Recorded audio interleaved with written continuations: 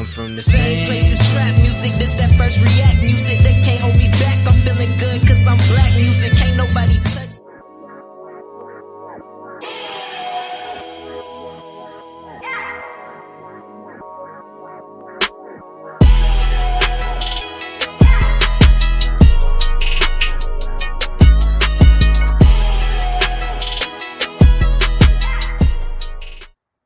Good evening and welcome everyone back on this beautiful, beautiful Palm Sunday to another episode of Cigar Sundays Live, where we define, examine, and analyze words, sayings, and phrases used in American culture.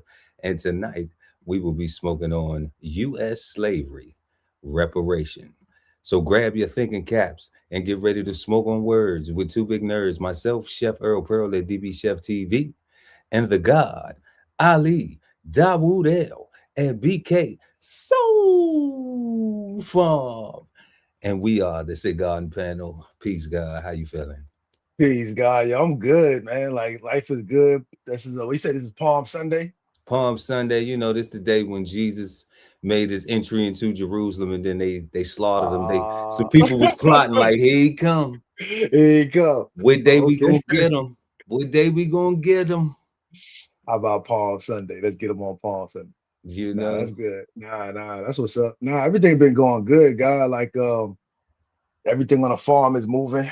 Everything is growing, right? Like so, it's just forward progress, upward, and we just gonna keep on going. That's right. What you got going on? Well, you know, always thankful for another sunrise, another day to be a better version of myself than I was yesterday. And you know, I just been I haven't taken care of some family things, you know, so we just that's really what it's been. That's really what's been the focus of you know, I had a nice, wonderful spring break. I've been enjoying my spring break, doing some things, working on my tan, you know, all that type of good stuff. But then also, you know, family issues and stuff like that. So trying to do those things and get everything back on track. Just make sure everybody is safe and secure, and you know, and then every day doing something, planting a seed that hopefully we can have some fruit for tomorrow. Yes, indeed. So if you don't cultivate it, who will, right? Who will, right, God? Who will? So before we get into tonight's show, y'all make sure to like and share this video, please. Thank you. And also subscribe to the channel and hit the notification bell so when we go live, you never miss an episode. Each and every Sundays right here at 8 p.m. East Coast time. Cigar Sundays Live, DBCHEFTV. Y'all know where to find us at. When you subscribe too, guess what? You put your name in a hat to be able to win $100. And this is going on all year, y'all. This is something that we showing love, being thankful for y'all supporting us. So we gonna share back with you, you know. So when you subscribe to the channel, you put your name in the hat. And each and every third Sunday right here on Cigar Sundays Live, we're gonna announce that winner. We're gonna contact you if we can, to be able to get you paid. You know, we're not ducking paying you. It's $100. We want you to have it, but more so, we appreciate your support for us and what we do here at DBCHEFTV. So please subscribe, y'all. Please subscribe. Help us get to, you know, whatever we gonna get to, 100, 200, 300, 400, 500, a million subscribers. You know, I'm not putting no limit on it. Whatever God got for us, that's what we working with. Also, y'all, don't forget to head on over to www.bksoulfarm.com and pick up your copy of 1016 160 Self-Sustainability by that brother right there, the God Ali Dawood L. Okay, at BK Soul Farm. Make sure you go get that. It's perfect tool to have for the spring, you know, so you can spring into action, support your interests, become self-sustainable, and live for real, for real, for real, for real. All right. So let's get into our questions for tonight's smoke.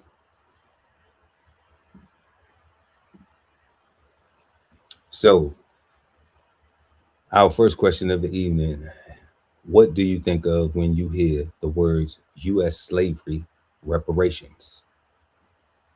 Two, are slavery reparations more about correcting the past or reshaping the future? Three, how significant is the acknowledgement and apology if no reparation is attached? Four, who do you think should be responsible for providing reparations? Why? And what does that look like? And then our fifth and final, last but never least question: is U.S. slavery reparation bad, good, or misunderstood? And we just want to preface a little bit, y'all, before we get into this. We know this isn't a word, saying, or phrase, okay? But we had I would say, a monumental conversation at the UN on the behalf of an African nation, Ghana. And I think that we need to examine that, because I don't think that this conversation is being um, pushed. The narrative isn't being pushed. It isn't being circulated or circumvented at the level that it could be. Also, for people to have to be educated about it and to understand these things. So we just wanted to shed a little light on it, because that's what we do.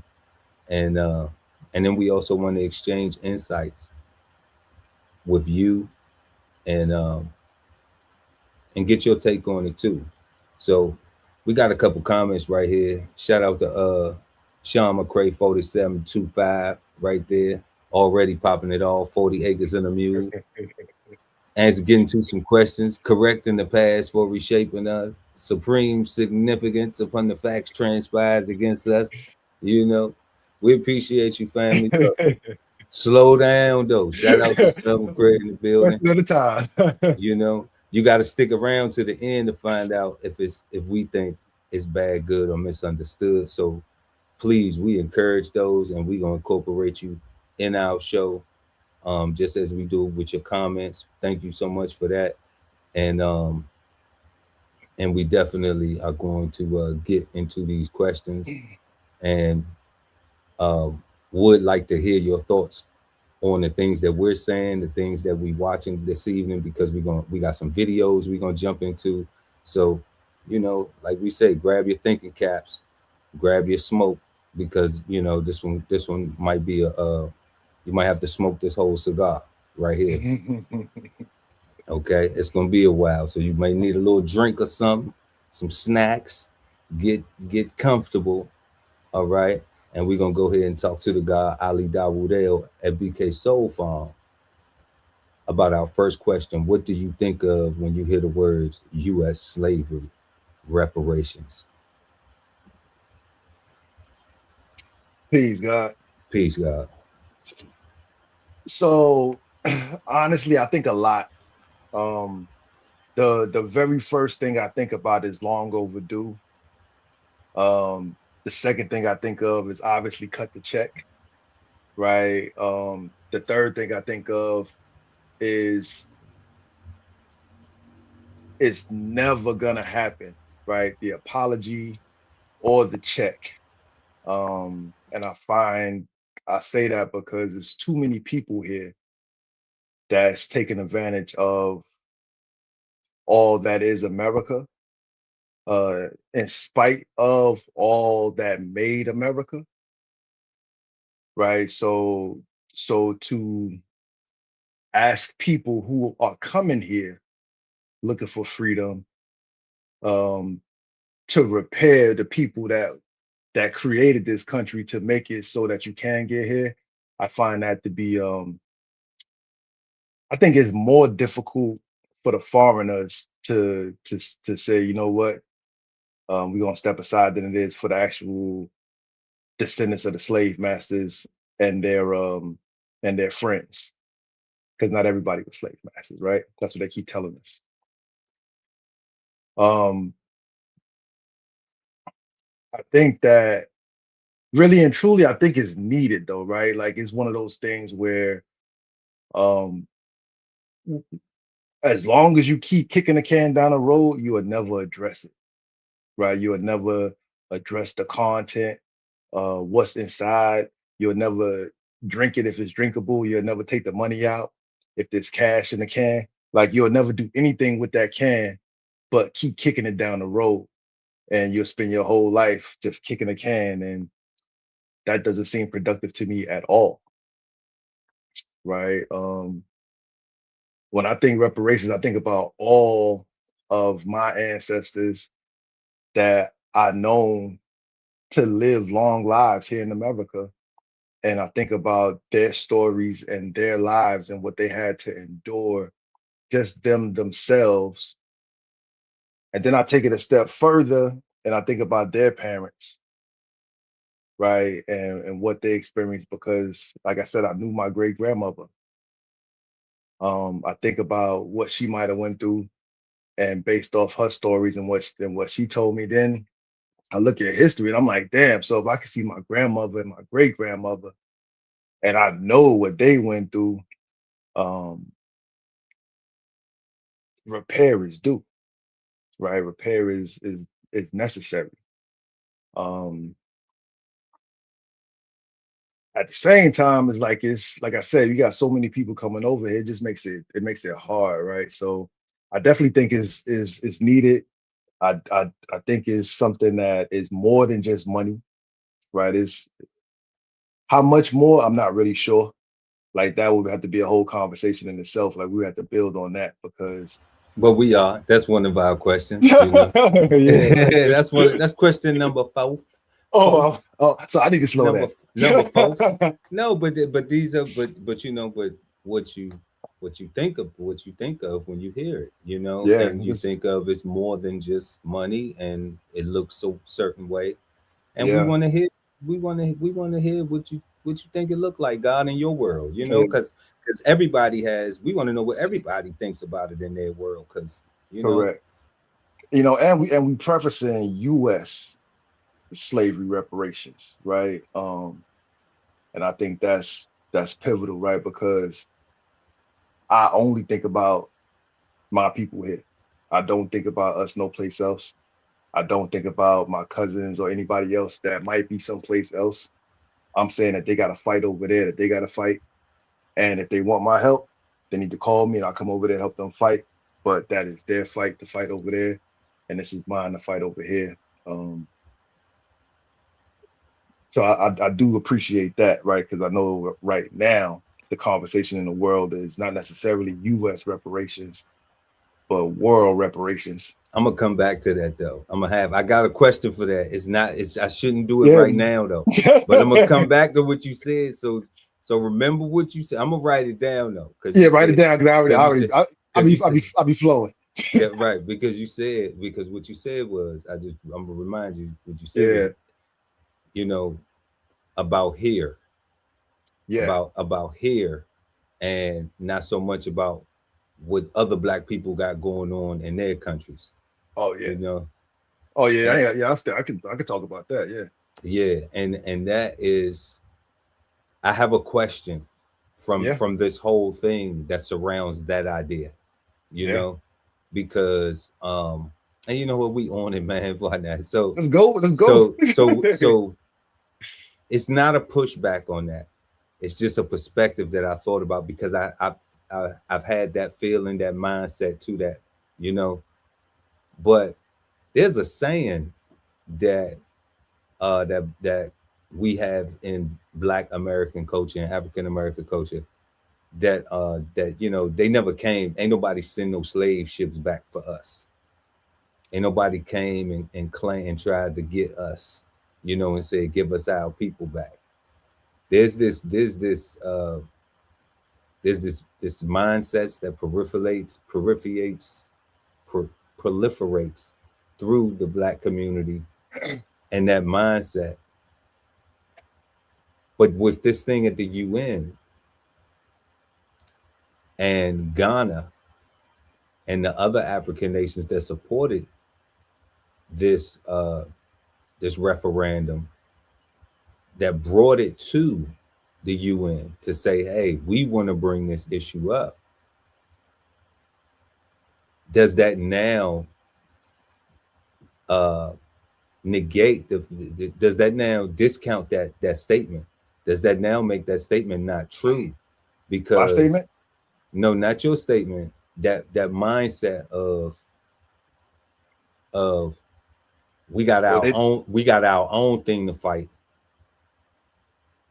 We can't be worried about what y'all going through. Like y'all black and y'all going through that over there, but we black and we've been going through this over here, and ain't nobody spoke up for us or even cared about what we got going on. But now actions speak louder than words. So for a long time that resonated true. I could say that resonated true because we haven't seen any talks or even of just like, you know, hey, those our people. We want our people back, you know.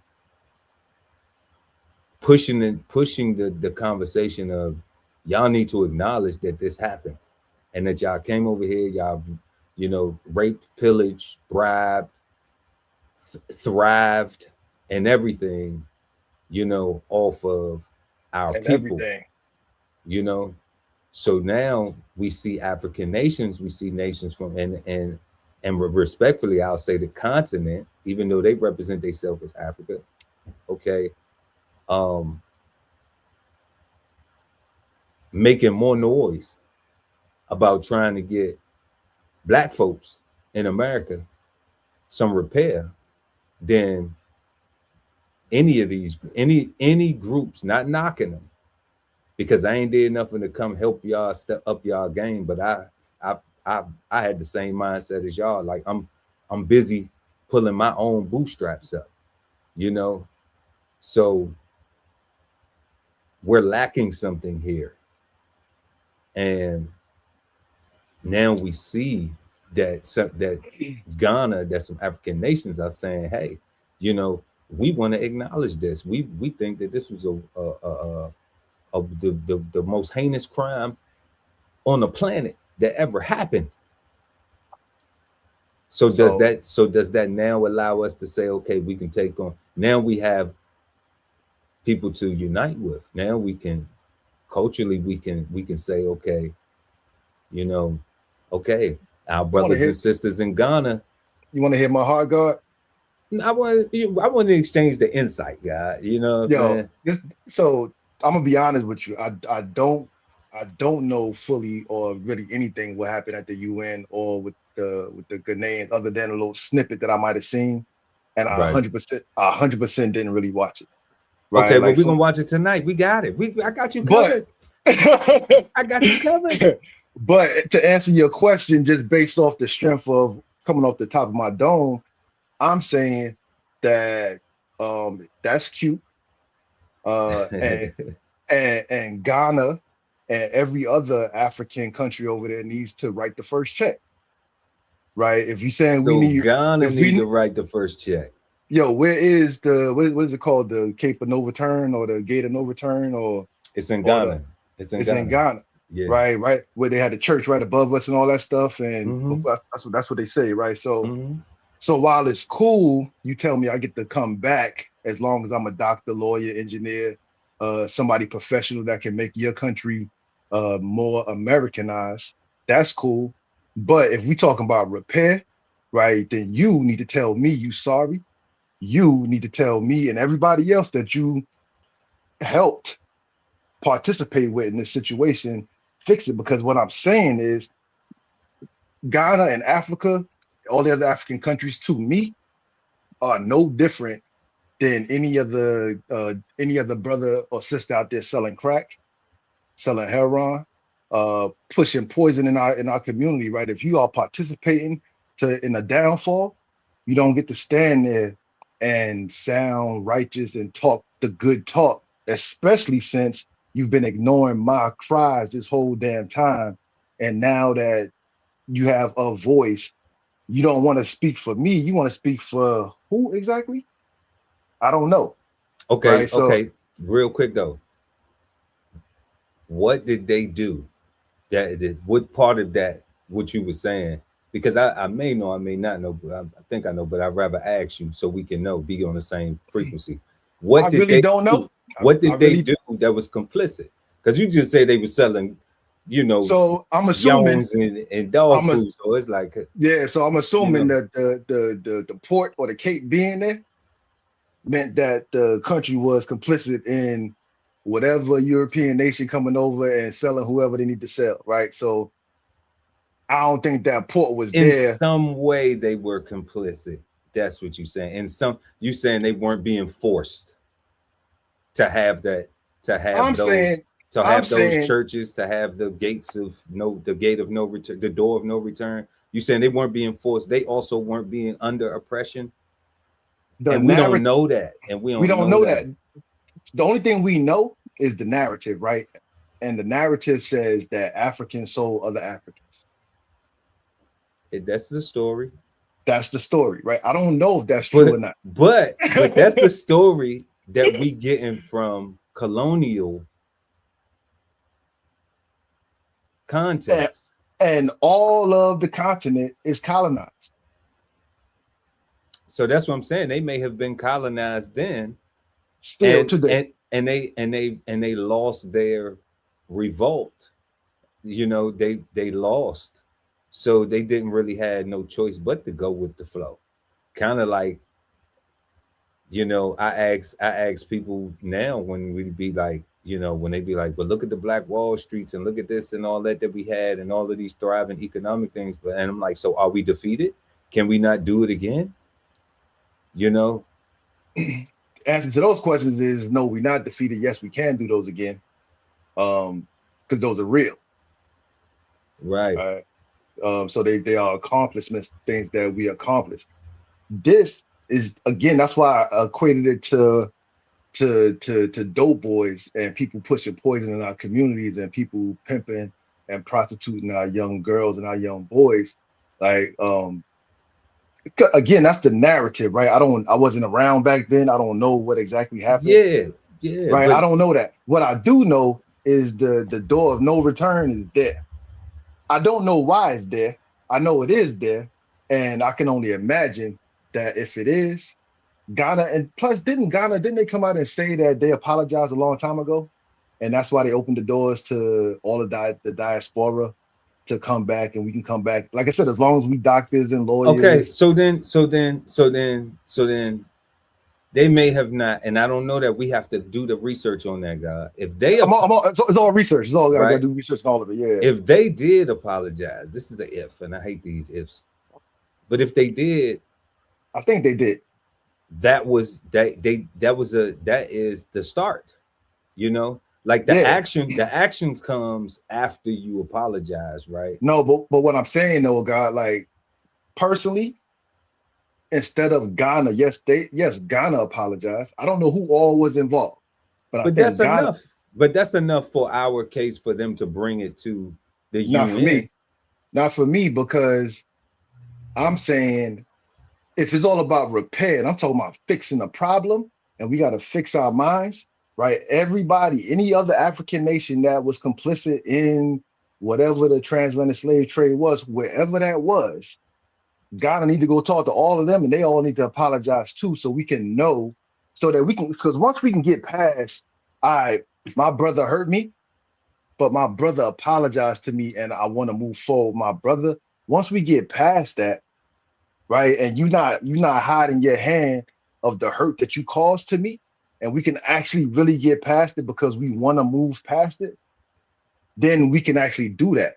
But as long as we got this little thing that we're not necessarily talking about, the enemy, the oppressor, the actual colonizer that's playing these mind games, that's giving us these things to fight against each other with, they remain powerful, right? They remain having things that they can say, well, look at Pearl, right? He light skinned. Look at his glasses. He's a little different than you. And that like they got things that they can point. And if you and me are dumb enough to fall for it again, then we're dumb enough to fall for it again. But that doesn't take away the fact that wrong is wrong and right is right. All I'm saying is Africa needs to apologize in total before they go to the UN telling the white man to apologize to everybody else. And only Africa apologized according to that little sheet I got. It seemed like all of the whole UN, the whole European nation, European Union, all said we not voting. Right. So we're gonna get into that, but from what my understanding, so where I'm at with that, going into what you were just Yeah, saying, um, is at some point in time you have to take a position, you have to take a position. and where I look at Ghana, where our insights um don't align, is that I agree with the fact that they should take accountability for complicity, because that is the start. You have to acknowledge that you did something wrong in order to correct it, you know. Facts. So I definitely am a person who does that in my own personal life, in my own professional life and everything. If I made a mistake, then I need to take accountability of it, you know, and learn from it and let it be a learning lesson. And if I did not desire that outcome, then I won't continue that behavior, because that's where my level of maturity is. Because when I bake a cake and I put the recipe together, I want to do it the same way every time, so I can get that perfect cake, you know. Every time. So when I make a mistake, I realize, like, no, that's not an outcome that I feel good about, you know. That's not something that I enjoy, so I don't do that again, like, I'm that grown to learn from my mistakes. um Facts. and in relation to Ghana, I'm saying that bringing it to the UN and acknowledging it, and it is part of. Now I get what you're saying. If they, I mean, hey, we ain't gonna turn down nothing but our collar. We want to check from Facts. anywhere, right? Just cut the check, baby. Because Facts. we've been bootstrapping. We can use a little stimulus.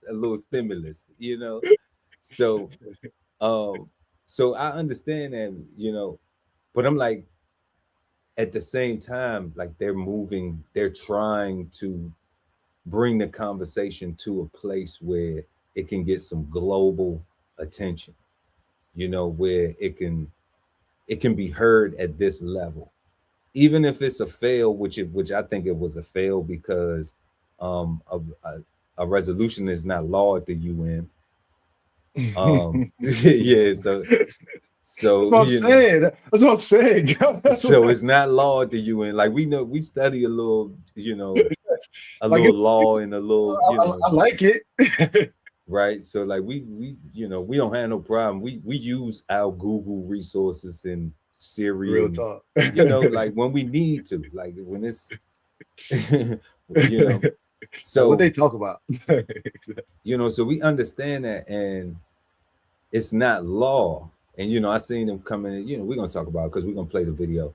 But Yeah, um but it was to me, like, it is a try that we haven't seen anybody else trying, that's true. you know so I give it some value to that, that, because we hear a lot of things. We exchange our insights on how perfect things could be, or better things could be, or different things could be, however people, whatever word isn't offensive to people, right? you know while those words are offensive. I don't know. So we made a show about words, right? So but in looking at those things, and people trying to move forward, it is an effort in saying, like, hey, this needs to be acknowledged. This is a voice, and a lot of people here in all of these different groups. I ain't gonna call out nobody. We ain't gonna Yeah, single nobody out. But none of them are pushing, or have been. Let's say, let's give benefit. I don't do benefit of doubt, but let's give folks to benefit, that they've been like quieted, blackballed, um, what you call the thing where they block their streams or whatever, or Shadow ban. shadow ban, you Yeah. know. Let's say that these things are real and they really are happening, and you know, so it's harder for the word to get out. It's harder for, you know, people take away followers, they blocking followers and all. Let's say all of these things are tactics against uh black people speaking up about American history and the slavery component of American history in an effort to, you know, to have reparations, to some form of repair. Okay, let's say that that is the case. Well, now we see Ghana on the biggest stage. It was, I guess it used to be the biggest stage in the world till Trump got it back then. Till he gave the Council Award Peace and everything, and he doing all this new stuff. But you know, that's supposed to be the the World Council of Government. You know, the United Nations, where they can bring these things together. People can talk about it. And like you said, we're gonna get into a video. We saw the clip. We saw the um we saw the vote that happened, and you know, we're gonna share that with y'all tonight. And we saw that the US, you know, It was US, Israel, and Argentina. Argentina. Yeah. They were no's, they were solid no's. And then you had the European Union, they voted no. And everyone else voted yes. So I just commend Ghana for, you know, and that's why I asked, can we say that though? And not even a little bit. The guy you saying we can't even say it a little bit because they ain't put no money where their mouth at. Nah, so this is my problem, right? Like, I have a problem with anybody in the continent sounding like an African, right? Because I know that they've been colonized till today, right? Like, so as long as I see blackface, right? But I'm not seeing revolutionary nothing. I'm not seeing anything that makes me say that those politicians are not like the same politicians over here, right? Like, so Okay. so I'm saying that I know you don't have for the viewers, you could explain them more. For me, I got you already, because yeah, that was enough right there. When you said that you see them as politicians like over here, I don't disagree at all. I see that and I understand that and that's my issue. yeah, I understand that construct, because it's a lot of talk and no action. Yeah, You know, yeah. it's a lot of posturing, picture taking, and bongo Kissing playing, babies, and dancing and everything, yeah, but not really celebrate no real wins. You know, yeah. you know, or trying to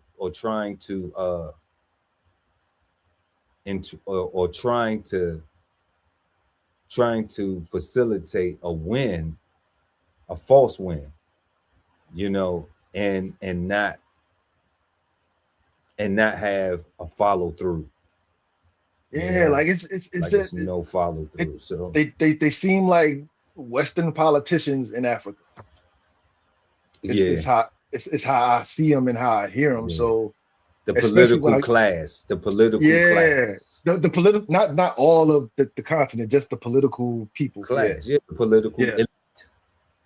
Because they got the money over there too, you know.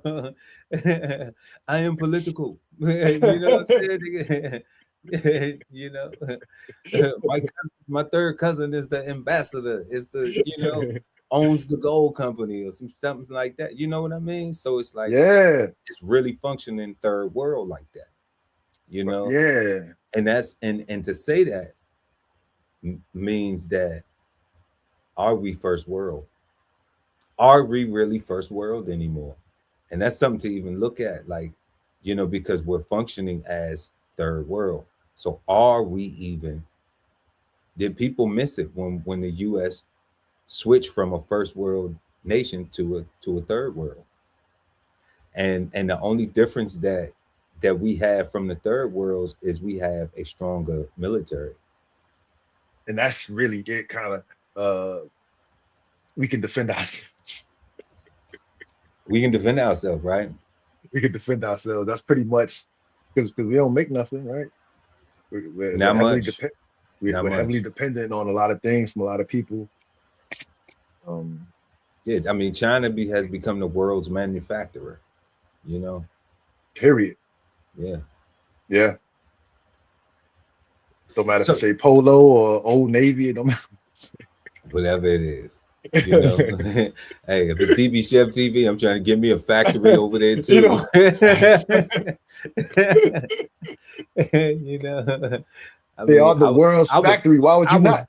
I would love to employ my own people here, you know, but we need to see things change that make it conducive to being able to pay people a livable wage, and you know, and you're not, you know, it doesn't cost so much for you to run your business where your profit margins are just, you're just maintaining your business. You're just maintaining your balance at zero, you know. Yeah, You're not running a deficit. We just at zero. And like, you want a business that profits a little bit. that profits, you know. just, So just once or twice. a little bit. Yeah, just a little bit, right? So so definitely, y'all let us know what you think of when you hear the words US slavery reparations. Let's see right here. Let's holler at the chat real quick. We got why Argentina. You know, I have no idea why Argentina. I was thinking the same thing. Like, I have no idea why Argentina. But then you know what? I do have an idea, but I'm gonna keep my idea to myself. But I kind of have an idea too, but um, it's strange. I will say this. What is the guy's name? Is it George Soros or is it? I think George Soros is Argentinian. I don't know. I could be wrong, but I think Argentina is a beautiful place. Um, but it is very Argentina is like very But he's Hungarian. okay. Well, I know. Oh, he Hungarian. Okay, well, he be in Argentina a lot. Yeah. You know, I don't know why I'm associating him with something that happened in Argentina, maybe, but I don't know what it was. I was watching something. Maybe they had a summit down there or something, and he was down there talking or something. I don't know, but I don't know why his name just came in my brain with Argentina. But in Latin American countries, they have colorism. Hell yeah. And you know, like it's just very convenient for a Latin person in America to be like, oh no, I'm not this, and they claim their ethnicity. You know, they would definitely be quick to be like, I'm not black, you know, I'm this ethnicity, and be darker than you and me. All Facts. right. So that works here, but Only here in America. only here in America. But in their native countries, like, you know, it's colorism. So the light, you know, you like the light, the right, right? And Argentina is a very light the light country. Like, I don't think they got any black people in Argentina. Like, they so like, Now they have like, it's some melanated Argentinians. yeah, I'm sure they Yeah. are, but it's a lot of like, Yeah, they got some brown people down there. You know, they in South America. How you not gonna have, you know, and that's what make it so bad. Everybody got a dark skinned cousin or aunt or T.O. You know what I'm saying? Like everybody got, you know, Tia, somebody, everybody got somebody that's brown skinned, man. Like everybody, you know, especially coming from south of the equator. So I think that's maybe the reason why Argentina was in there, because they are a very light, bright Very country. light.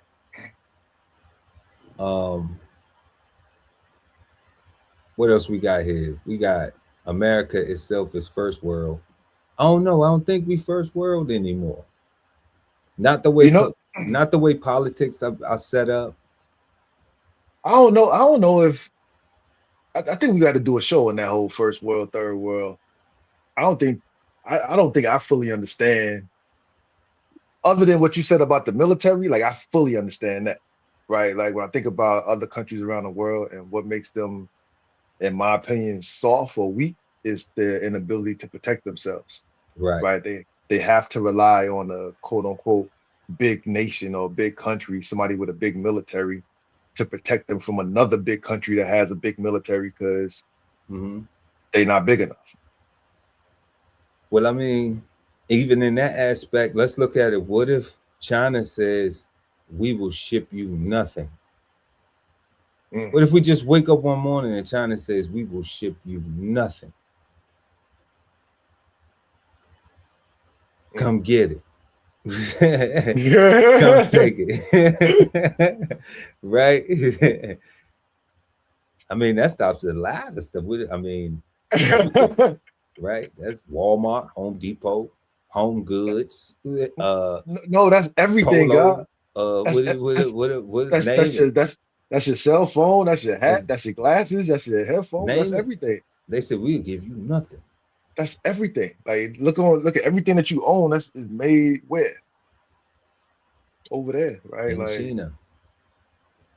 So, that to me is a lot of leverage in warfare, in manipulation, and whatever tool you need to use that in you ain't lying, God. Like, know. because to pay an American to do the same exact thing that they do in those factories over there, like, this American gonna want an American minimum wage.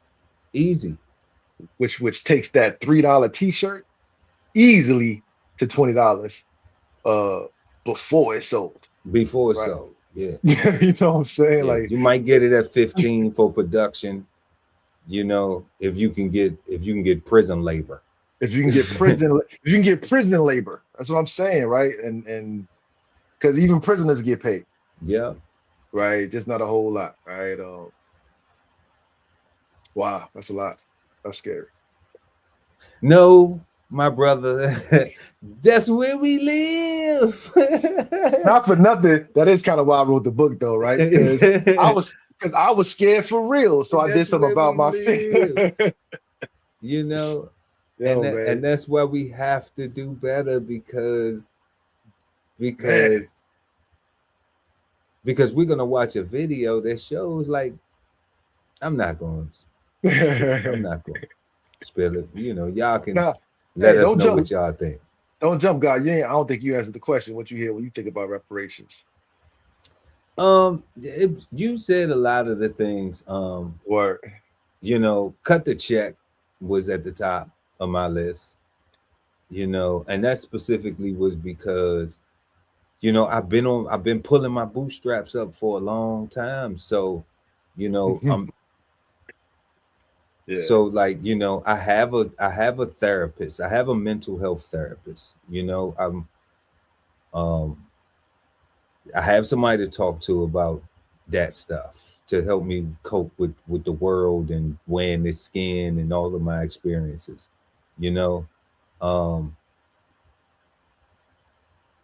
I've learned to do certain things in my life to try to facilitate positive environments, to foster that, to try to keep myself from being triggered by certain things. Financially, I grew up not poor, but not educated in finance, and not having the knowledge that I have now. So we corrected those things because we like to keep something. We don't like to, you know, I consider living behind bum activity. Hmm. You know, so that was a mindset that I had to take. It's not knocking those people who choose to live like that, but Chef Earl Pearl say is bum activity. It ain't no insult to you. It's bum. I would feel like looking at myself in the mirror that I'm a bum, allowing myself to live like that. So, if that helps you understand that, um, so at this point, Hmm. when dealing with um our people, I just realized we got a lot of traumas. It's a whole lot of stuff that we've been through the, you know, through the slavery, through the history, through people's own uh personal experience and stuff like that. Me being a person that, and now I know my dad, but I didn't have my father growing up, you know. Um, so coming from a single parent household and the struggles and everything that came with that, you know, all of those things, and knowing how there's so many other people that look like me that have the same story, that have the same struggles, their outcomes have been different. The reparations for me is just the check right now, you know, like that's all, you know, because I also realize Yeah. like some people going to Gucci and they going to Mercedes and they going to, you know, they going to go get with the things that they see on TV that make you think that you wealthy. You know, Yeah. they're gonna go do that. They're going to go get the Hellcats and the SRTs and the, you know, and all that stuff. So I know that's not what I'm gonna go do with my bread, you know. Like I got a plan for the money before I get it, and it's not just how to spend it, you know. No, no. So, you know, when I think of it, that's why that cut the check is at the top of my list. That long overdue. You said something that was long overdue. Um, you said you thought about the ancestors. Absolutely, all that stuff. I don't think they could give me no amount of money that'll make up for what my ancestors had to go through, you know? So an apology is always, I'm always open to an apology, you know, because people make mistakes. This is different though, because this is like y'all did this to everybody, Everybody. you know, and then it's just like that every month, every February, you know, like then we gotta reteach it every single February, and you know, you gotta relive it, open up the womb again, and then still no reparations, still no talk of it. You know, it took Ghana, you know, where you could say that, Oh man, God, you just said something. Yeah. you know, it took Ghana for it to get to the level of acknowledgement in 2026, and we talking about years and years and years. You talking about that black people, you know, were the founding fathers, fought in the Revolutionary War, you know, were judges, were, you know, sheriffs and doctors and pastors and professional people and business people and entrepreneurs, and like they helped establish the whole architects and scientists and technology, you know, and so much stuff that we have contributed that it's like we shouldn't even have to ask for, you know. And then we have young people, people that are younger than us, where they don't even value, you know, the fact that um a person is an elder anymore. Like they don't even see like, okay, they have this thing in their brain where it's like you supposed to be doing it a certain way, you know, instead of realizing, no, they're doing a lot more than a whole lot of other people. You can learn from that person, soak up the game, instead of trying to compare it to something that you see on TV or something that you haven't worked to get, and you think that you know how to handle it, and you never had it, you know. So it's all of these traumas, all of these things into one that that I think also need to be repaired. You know, it needs to be some type of mental repair too, you know, because the broken household, like me speaking of that, coming from that, you know, coming from a single parent home, they're not having that, the traumas of those things that people don't always get. Everybody don't always get somebody to talk about it. You know, everybody don't always get somebody to share that with, Hmm. you know. Um, and people carry those things, resentments and stuff like that. They hold that in and it projects on other people because they haven't healed on the inside from their own stuff. They don't even know how to. They haven't tried to, because everybody want to be tough, you know, because you have to be tough wearing this skin, you know, because the world ain't giving you no breaks. Because when you walk down the street, yeah, you gonna check a black person for calling you a nigga out of character. But everybody else who see you, if they see you and that's what they see before they even get a chance to interact with you, you know, you don't have no control over that. You know, and I correlate that to like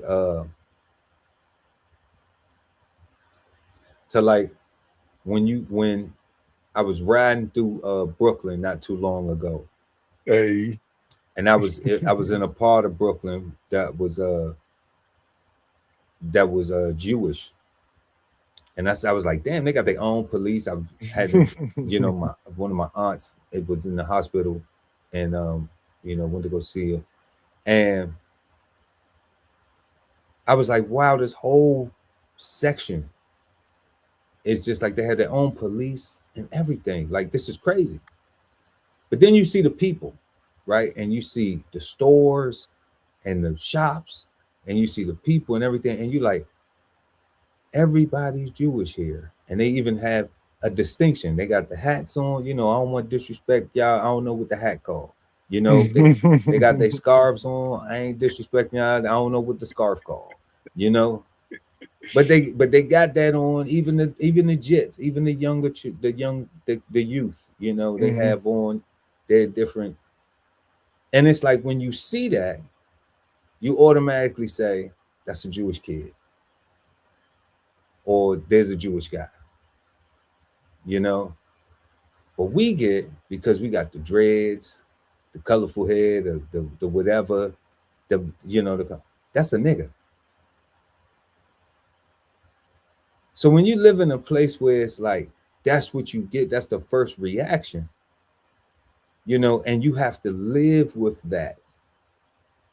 If you and that same person were in uh Texas, I don't know, I'm just picking it, and that's how they was dressed, and then you dress how you normally dress, and you walking through a certain area, that's what the person gonna think. Oh, that's a Jewish person. But when they see you,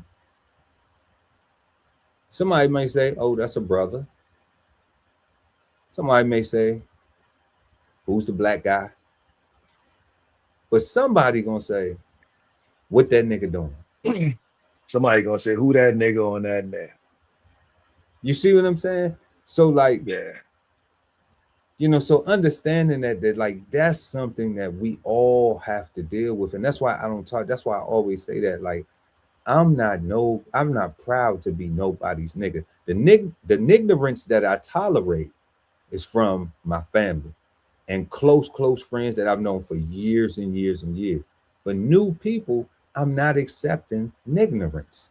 At all. If we're not going to be black people that act like we got some sense, that act like we are trying to be better versions of ourselves, like, I'm not going to be your friend. I'm not hanging with you.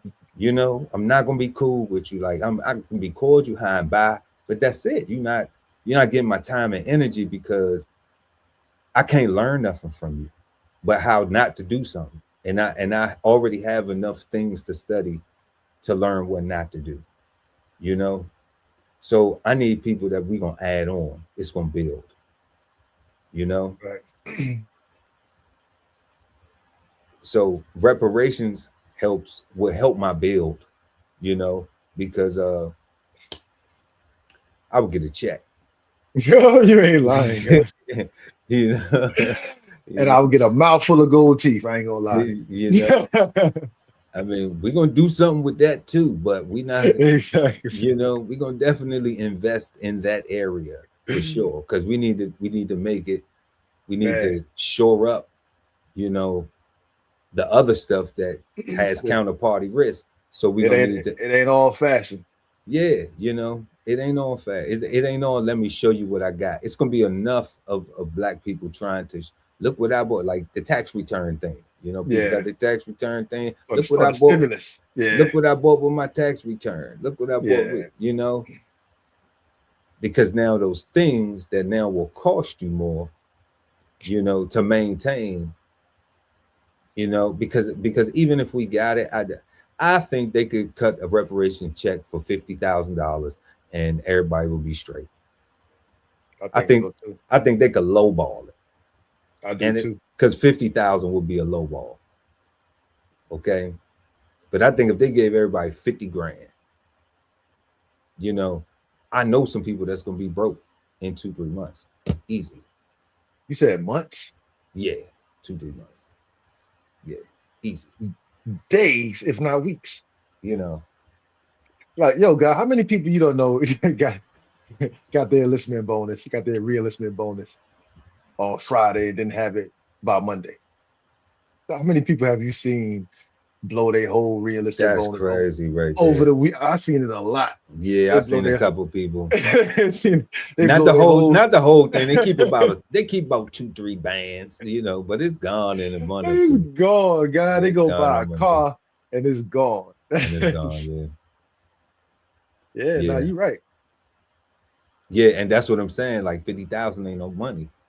So that's why I'm Which is like, which is which is why to your point, which is why I was saying like it's bigger than the check, but cut the check because once you do that, all Cass is gonna do is go stimulate the economy some more. So like nobody loses anything, right? Like other than you got egg on your face, so you got you got to wear your white guilt, on your sleeve now, I guess. But I don't know how this thing really hurts anybody, right?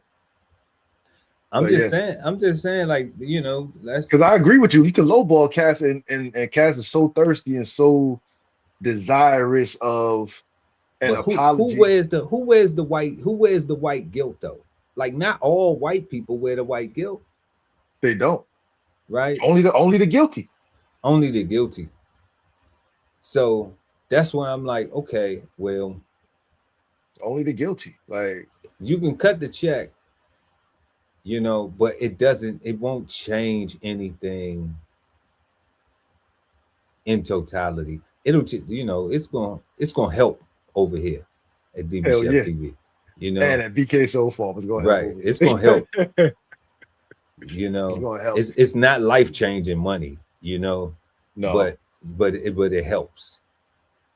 And the fact that they just aren't even that it took Ghana to reignite and respark the conversation, you know, Craziness. not taken away from anybody else who has been out there saying, you know, we need to do this, we should do it, you know. Like I said, I'm not going, you know, I'm not going shot nobody out. It's a lot of people that's been trying to have the conversation, but they being muted, you know, like they not really. It's getting to the people that follow them. It's So the people in America, I know they champion that bill HR 40. I don't think HR 40 had anything to do with the UN. Like I don't even think people here in America took it to the global world. I think they was just talking to the American government, I think, here in America. yeah, yeah. They was just talking to the U to they was just talking to the UN, you know. Yeah. They was just talking to the UN. Um, they weren't they weren't necessarily talking to um, they weren't necessarily speaking to the American public, Yeah. you know. So we're gonna go ahead and head over to the United Nations, y'all. This is UN.org, and we had the UN resolution urges reparations for slavery's historical wrongs, and this Yup, was them. March 25th, 4 days ago. A resolution spearheaded by Ghana received 123 votes in favor. Three countries, Argentina, Israel, and the United States, voted against, and 52 abstained. And the Ghanaian president said, today we come together in solemn solidarity to affirm truth and pursue a route to healing and reparative justice. And he spoke amongst on behalf of a 54-member African group, the largest regional bloc at the UN. Okay, and some of the highlighted points were: for more than 400 years, millions of people were stolen from Africa, put in shackles and shipped to the New World to toil in cotton fields, sugar, coffee plantations, under scorching heat, and and the crack of the whip. Denied their basic humanity and even their own names, they were forced to endure generations of exploitation with repercussions that reverberate today, including persistent anti Black racism and discrimination. The resolution emphasized the trafficking of enslaved Africans and racialized chattel enslavement of Africans as the gravest crime against humanity by the reason of the definitive break in world history, scale, duration, systemic nature, brutality, and enduring consequences that continue to structure the lives of all people throughout racialized regimes of labor, property, and capital. Okay. So what they wanted to do, they said, they wanted it affirmed the importance of addressing historical wrongs affecting Africans and people of the diaspora in a manner that promote justice, human rights, dignity, and healing, while emphasizing that claims for reparations represent a concrete step towards remedy. Okay, so we have the text was highly problematic in countless respects. Ambassador Dan, what's his name? Negria, U.S. representative to the UN Economic and Social Council, said prior to the vote he regretted that Washington must once again remind this body that the United Nations exists to maintain international peace and security and was not founded to advance narrow, specific interests and agendas, to establish niche international days, or to create new costly meeting and reporting mandates. And this is what the United States representative said. What you think about that? What y'all think about that in the chat? He said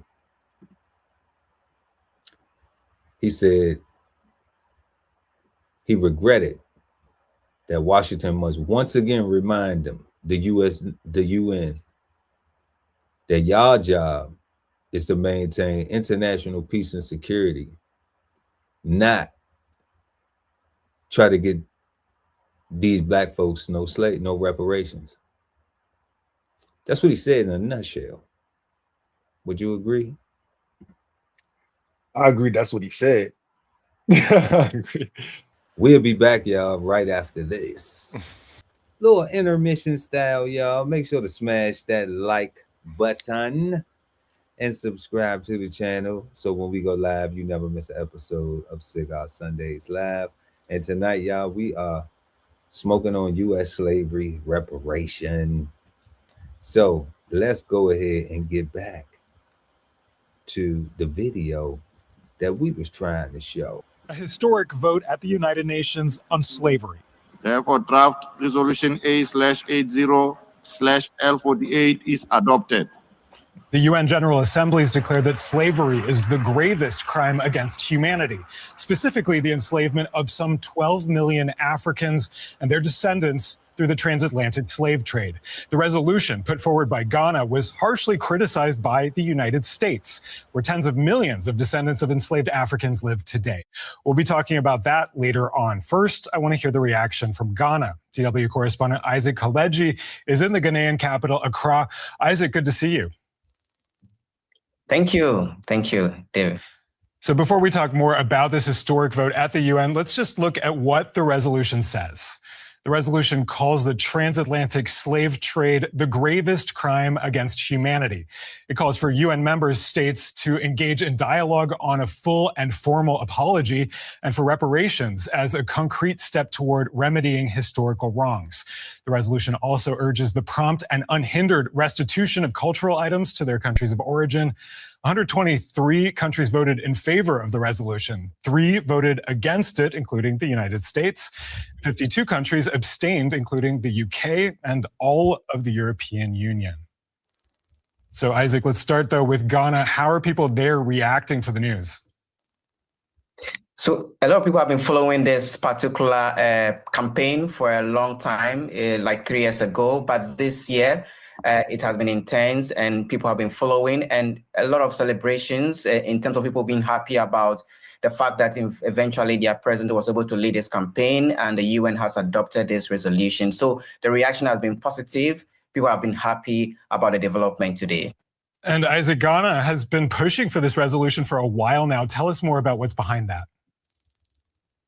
So Ghana has been the epicenter really of this whole narrative about slavery because the country has several castles and forts, and many of them were used in the this slavery trade that took place many centuries ago.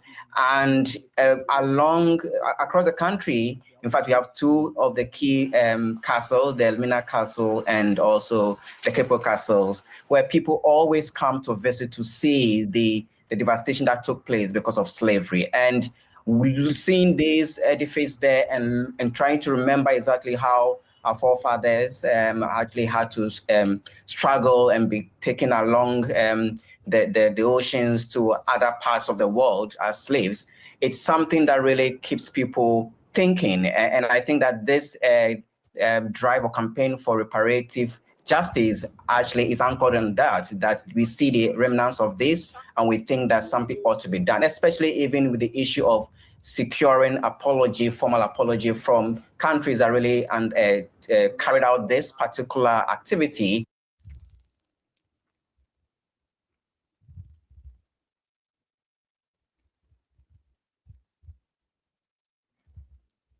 You paused it, God. Yeah, would you want to go on a trip to see this? Would you want to? You know, would this be the destination to go to Ghana? Like, I want to go to Ghana. God, I'm telling you, like me and see the slave dungeons. Hearing this, I kind of want to burn Ghana down. The whole Ghana, or at least just that area? At least those 2 sites. At least those 2 sites. Well, they got a whole coastline. Like you would have to just, you know. I mean, it's kind of, you know. I mean, the whole coastline. You know, it's kind of impossible to burn. I mean, you could set it on fire, but I mean, you know, you're gonna want to rebuild it. It's prime real estate after a while. You know, everybody loves. So I don't know. Like I don't know. I'm hoping they don't charge us to come and walk through there. Like, I'm hoping it's not like a whole nother pyramid scheme, like, no pun intended. So you saying like you fly to Ghana, you stay in a hotel, you got all your amenities and everything, and then this is a tour that costs like that 20 30 bucks to go to go see the slave quarters, to get the beginning of my pain that they say I came from, right? Yeah, I wouldn't go to that. The fact that it's still there is enough for me to be like, yeah, I got enough anger and vitriol in my veins, and you know what I'm saying? Like, I couldn't imagine myself going and like what kind of person I would be when I came back. Like, I just imagine I would be so much angrier and hurt and disappointed. In my go like, reflection. wow. People go like, wow. Oh my God, maybe one of my ancestors, great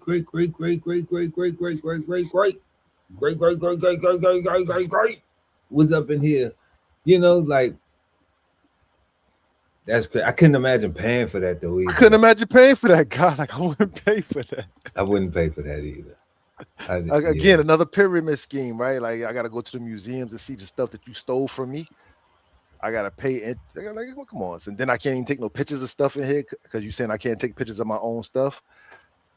I definitely would not pay for that. I would not pay for that. Like if it was just like a site that's dead, like I do want to go to Ghana, but if it's just a site that's dead, you could just walk up on it and go through there and be like, yo, let me go see that. But if I gotta pay, I'll be like, man, let's get drunk first and then we can go. You know, let's get drunk first and then we can go. Well, once I get drunk, I'll be mentally prepared for it. I'll be numb, you know. And then the most thing I might do is just cry. You know, I might get there and I might just shed some tears. Yo, every video I seen, you know, every video I seen made me not want to go. They talk about the floor that they standing on is human excrement that just solidified over time. It was so much that they was literally standing on shit, and like the floor that you see is not really the floor. I'm like, I can't imagine that's being, man, I don't want to see that. Yeah, it's crazy. It's crazy how I don't want to see that guy. How all of those traumas become attractions. Tourist attractions. Kind of like hip hop. That's wild. Drill music, right? Like we got Sean Mack 4725. It says 2 centuries as recently as 1900s and less active, but still present today in the form of 40-hour work week and wages. Yeah, it do look a little different now. It does look a little different.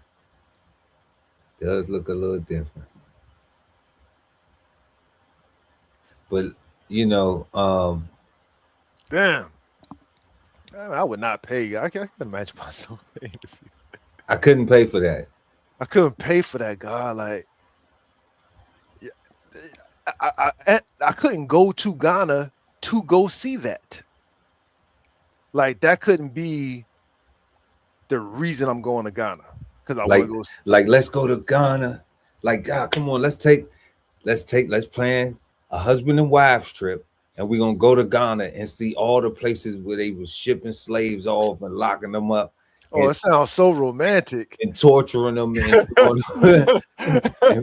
and people did not know if they was ever gonna see their family again, and it was just so horrific. And people got beaten. I don't know how the Ghanaians walked past that spot sitting there. Like my man just said, he talked about his forefathers that was sent over here, right? And I can respect that a little bit. Like I'm rocking that because we don't know the whole story of who got sent or whatever.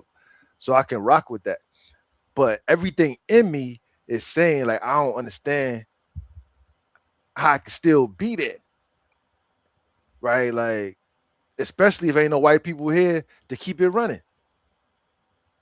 Right, like at least let's turn it back into a fort. Let's turn it back into what it used to be, and like remodel it, right? You know what I'm saying? Like this where it used to be at. This is where it used to be at. But we wasn't gonna live looking at this mess, so because we're not gonna live looking at this. We're gonna turn it back to what it was, or we're gonna knock it down and put something better. Yeah, we're gonna put something better here. Like I'm not gonna leave my pain here and then charge. He was wearing a suit, so I'm assuming that they charging people to go see this stuff. Like he wasn't wearing like no lion skin fucking nothing. Nah, son. That's racist. That's racist. That is racist. Why would somebody from Africa have on a lion skin? You've been watching too much Coming to America. That was not Eddie Murphy or Arsenio with the lion skin jacket on.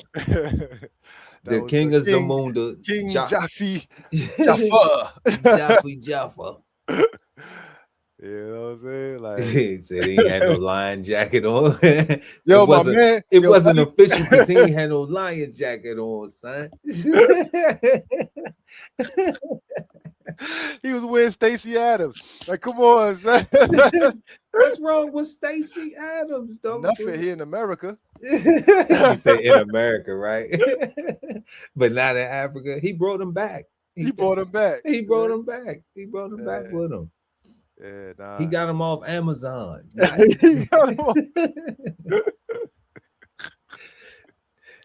I definitely was not paid for this trip, though. I don't get the attraction to pay for it. That can't be the reason why I'm going to Ghana, son. Like, I gotta go to Ghana for a completely different reason other than to see the slave stuff. Right? Like, I couldn't. Just like I don't go to the museums and see that stuff here. Right? No, like, I definitely. Nor do I go to any of the plantations where they be taking like these wedding pictures, like that one that burned down in Louisiana. Like apparently that was like a thing that people went to on a regular basis. Like, don't get me started. Don't get me started. Don't get me started. Okay, you all right? No, Pearl. No. Okay. Don't start, Pearl. Some things are just not for the show. But yeah. Okay. Yeah. Okay. So we got my bad guy. Yeah, you know, trigger. I almost got triggered right there. Just some things not for the show. Because you said something when you said people going to take pictures on plantations, and I'm just like, you know, like, I'm not supposed to say nothing. So not supposed to say nothing about that, right? Because they used to take pictures on the plant, man. You know, I had an experience. I've been traumatized, but this is where I'm talking about, God. Like, it's the coastline of Ghana, you know. That is. So we would have to burn the whole coast. You know, at some point in time, we could imagine that it was merchant ships lined up here, moored up here, you know, trying to, you know, get cargo to go on there, whatever they bon voyages. Yo, you just said cargo, God. One of the things that dude said was on the list for that the Ghanaians was talking about was cultural items. The return of cultural items. And my question was, is that us or is that the gold? Like what do they consider cultural items? Do they care about us, or do they just want their stuff that's in the museums back? I mean, if we go with the God Ali Dawood Els BK Soul Farms politician, they want the gold insight, then I think that they will want their artifacts and gold and antiques before they will want the people, you know, the actual resources. Yeah, like I would like to believe, but you know, about to believe, you know, that I would like to have hope. You know, yeah, 2 fists up. Yeah, because I'm like, shoot, we want to fight for that, baby. You know what I'm saying? We want, if you want us back, like you said, cut the check too. Like, offer some land with that. Y'all want to come over here? We got a whole section. We got the land. We got, you got 40 million revolutionaries that are trained, right? That because the whole civil rights and all that stuff, Black Panther Party, all the things that's putting batteries in all of the Black people's backs around the world, and everybody backs around the world. All that comes from here. Like, so we got the sauce. The super sauce, super duper sauce, right? We jumping hot, man. If it was athletes and everything, the only problem with it is, right? Yeah, is we're gonna take European ways there. They already over there. They colonized today.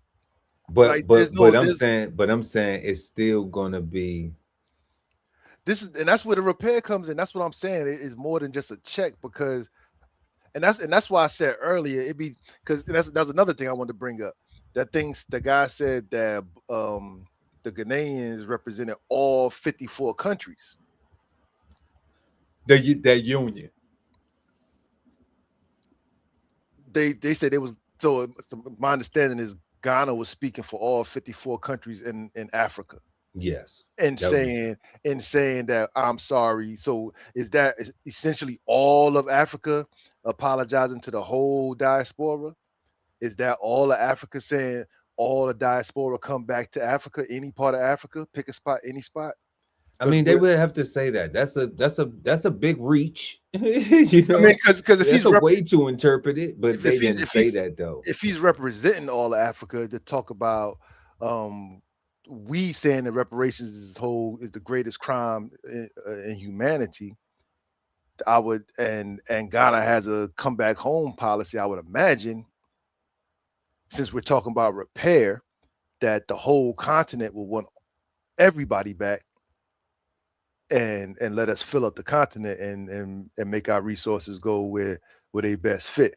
But that's why I say it look like a politician move, because all black folks ain't gonna go back to Africa though. Even no, if they're Ghana, not. Even they're if not. Ghana was offering like, come on back, we got you 40. I mean, I don't think they could give I wouldn't everybody go. 40 acres in a mule, but you know what I'm saying? But like, even if they was offering a decent amount of money and a different quality of life than what people are experiencing now, still ain't going. You know, I think some people would choose to be like, well, can I get the money and I just stay here? You Just know, stay right here. you know, you know, that's what I was thinking, guy. I was like, you know, do they want us back? He said he's representing all 54. Is that all 50? Because then I started thinking about I don't know if you watch the comedian Godfrey. He got a podcast, a African centered podcast where they bring on all the African people around the world to talk about their experiences in entertainment and stuff like that. And the one thing that keeps sticking out to me every time I watch the clips of it is all these people come on there and they talk about for the most part how when they watch TV of America over there, when they see us, it's kind of what you said, right? Like when they see black people with locks and this and that, they see nigga. And a lot of them they see nigga, but they see the nigga that they want to be because it looks cool, right? So they still see nigga, but they see is a cool ass nigga, right? And I take it a step further because when they get over here and they get hit with the nigga word or the N word or the hard R word, they all say that it has no cultural reference for them. It's totally not offensive at all. And I'm like, on one hand, you want to be a nigga because that's what you see, but you really don't understand like what you're looking at all because it has no reference for you. So the only thing that you want to see is what the white man is showing you. That's why I say like we're gonna go over there with the white man's mentality, but it's already over there. Right. That's true. I agree with that. I agree. I think that black people are showing them that too, because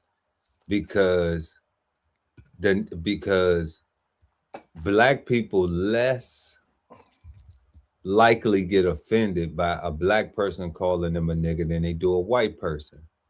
So because it becomes socially accepted, that's why I don't tolerate it from nobody. Like, I ain't your nigga. Like, unless I'm your nigga, you know what I'm saying? And we've been knowing each other since a long ass time to where you know what I'm saying? To where I just know that that's like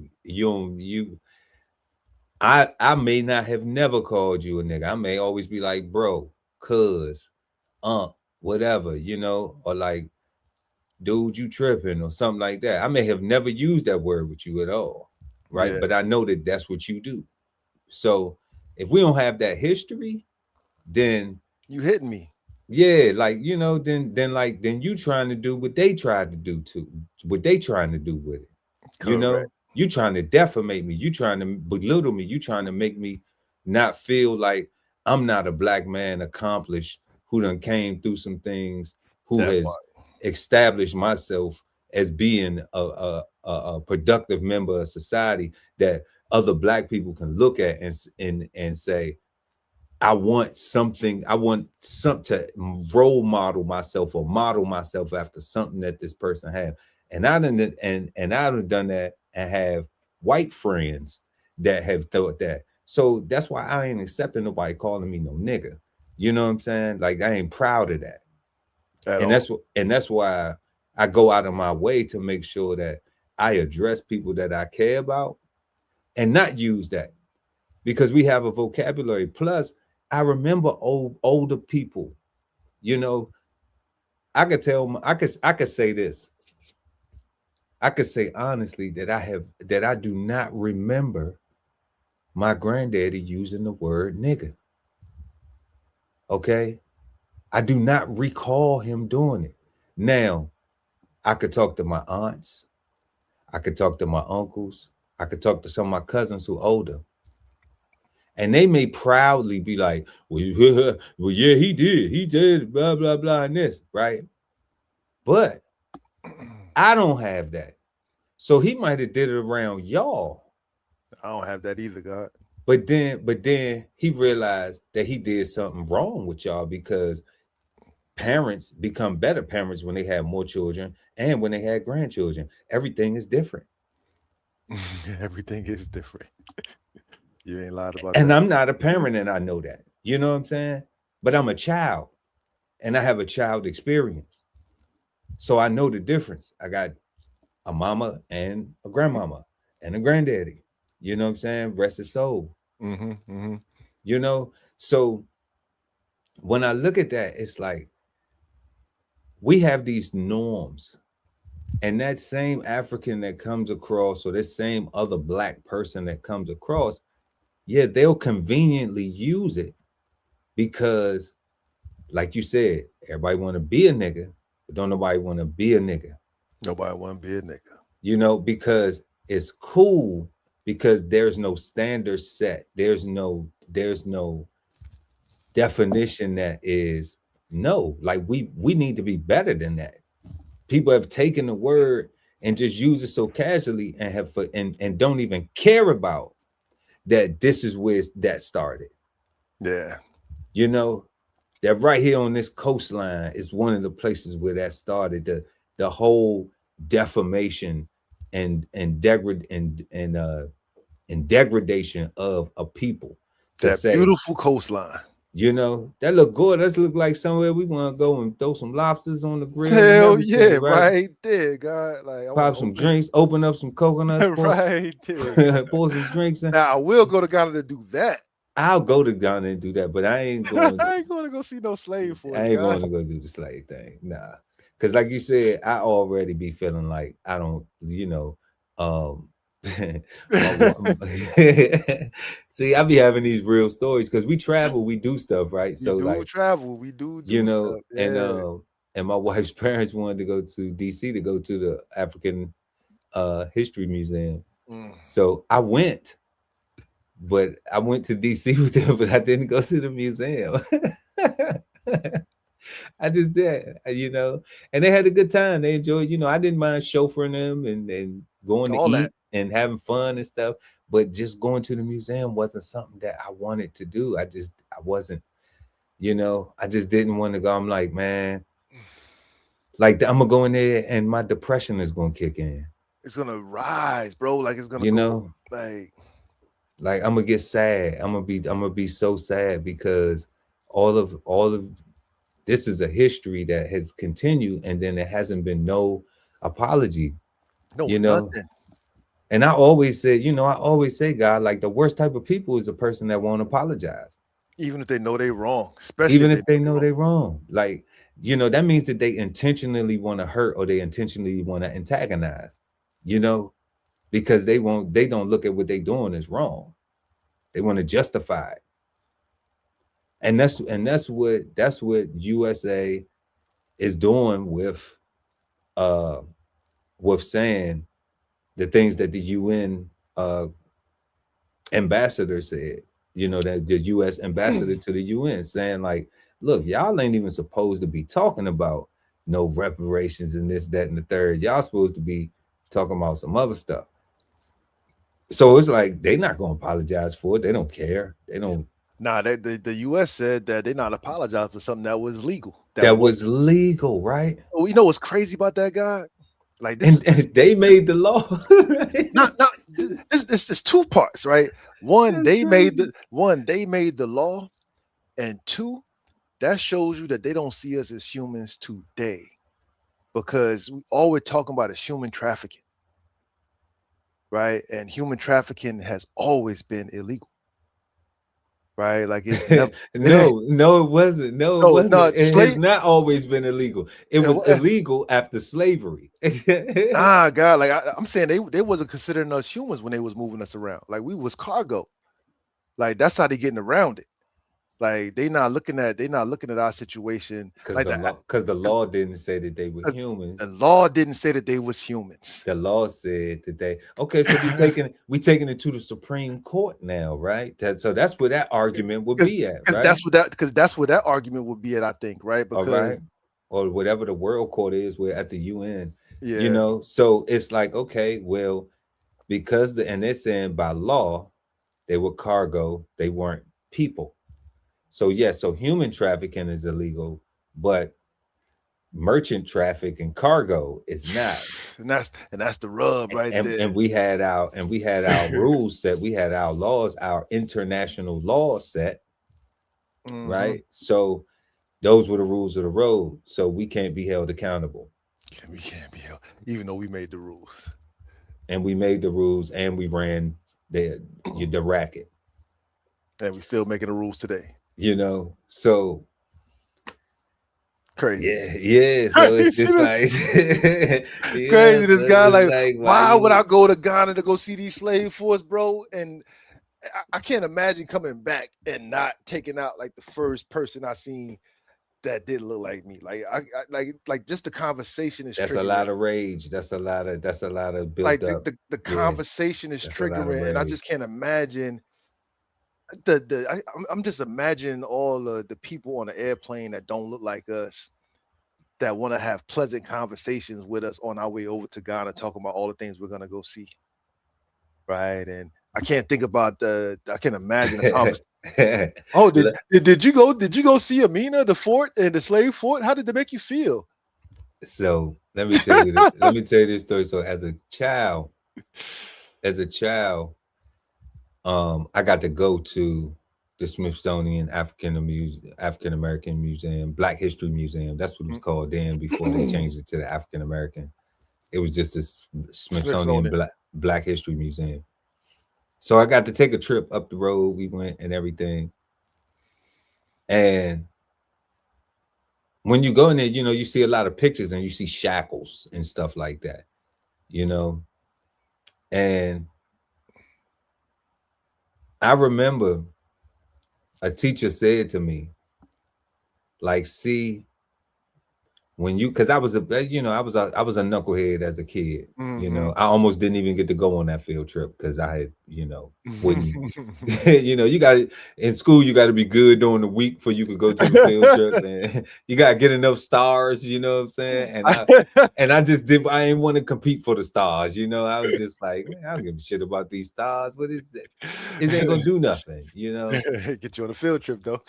Yeah, you know, but I was just like, who cares? Like, yeah, I want to go outside and play. I don't want to go and be more traumatized. So I remember the teacher saying, like, you know, like, see, that's where little bad people, that's what, and I'm just like, little bad people. Justifying it. You know, and because I was, you know, because I was a knucklehead, you know, they would tell me, stop talking, you know, stop this, stop being disruptive. Like out on the field trip, hold hands, stay in line, you know, like I'm busy. I was busy. It's for the bad people. You know, so when I look at that, and I could only imagine if we would have had things like this, like a castle a door of no return. And then through our youth, we've been going on field trips to go see stuff like this, to traumatize the youth even further. Talking And about see where the bad people go. The bad people go to the hope of no return. Even if they telling you that this is where your family started, and you got an Asian child in the class, a white child, or a Hispanic child or a Latino child in the class, like, and this has nothing to do with them. So now they like, your family was African booty scratches, and they was putting them right there, and because kids tease each other. Yep. So I can only imagine, from just the things that happened, that being able just to go to the museum, if we had something like this, these relics. Yo, God, you just said something just now. You just said that that those other children would look at you, not you specifically, and say that your people are African booty scratches. Absolutely. Right. You got a whole bunch of quote unquote Africans here in the Caribbean people over here that shit on Black Americans, I guess, saying that's what we call them and all this. I'm like, what cats don't understand is like hurt people, right? And before y'all got over here, we was the African booty scratches, right? Yeah. Like it just keeps going. Like that's why I say repair is needed. We just need to stop. Like repair is needed, bro. Like they did this to everybody. The whole planet needs a big old hug, right? I mean, people in Central and South America, the descendants of the Aztecs and the Incas, they speak Spanish because of the Spaniards. Yep. That wasn't their language. We got Black folks in the Caribbean and all these other and some of the other islands speaking French, and they clearly are descendants of Africa. That wasn't that language wasn't French. You got people speaking British in the islands, and that wasn't and in parts of Africa. You have whole continents that their language is French, or their language is English from Britain that they've taken over. We don't know Portuguese, Brazil. It's still tribes, indigenous people that don't even speak Portuguese. Facts. In places like in Brazil. So that shows you right there that like the Portuguese was the colonists. Correct. And those were some of the people that did not vote. The Spanish did not vote. The French did not vote. The Portuguese did not vote. None of those people, because they would have to come up off some chicken. Yeah. They would have to come up off some chicken. So of course they don't want to vote for that. And even uttering I'm sorry, which we respect apologies. We think maturity is an apology, as long as it's sincere. Then what's the action behind it? Correct. Ain't nothing wrong with apology. Strong people apologize because they learn from their mistakes. It's only sincere if it's not repeated. If it's repeated, if it's, oh, I'm sorry, and then you keep doing the shit, then you just looking for something, then you sorry. You a sorry POS, because all you want to be is sorry. You don't want to be actually better at all. You just want to be sorry. Yeah. So they won't even say they sorry. So I'm like, that's the worst type of human being on the planet. That's selfish and really full of evil, because they won't even admit that they made a mistake. Like, how we gonna even begin to have a trust to be like, okay, well, I made a mistake. I know I was wrong for that.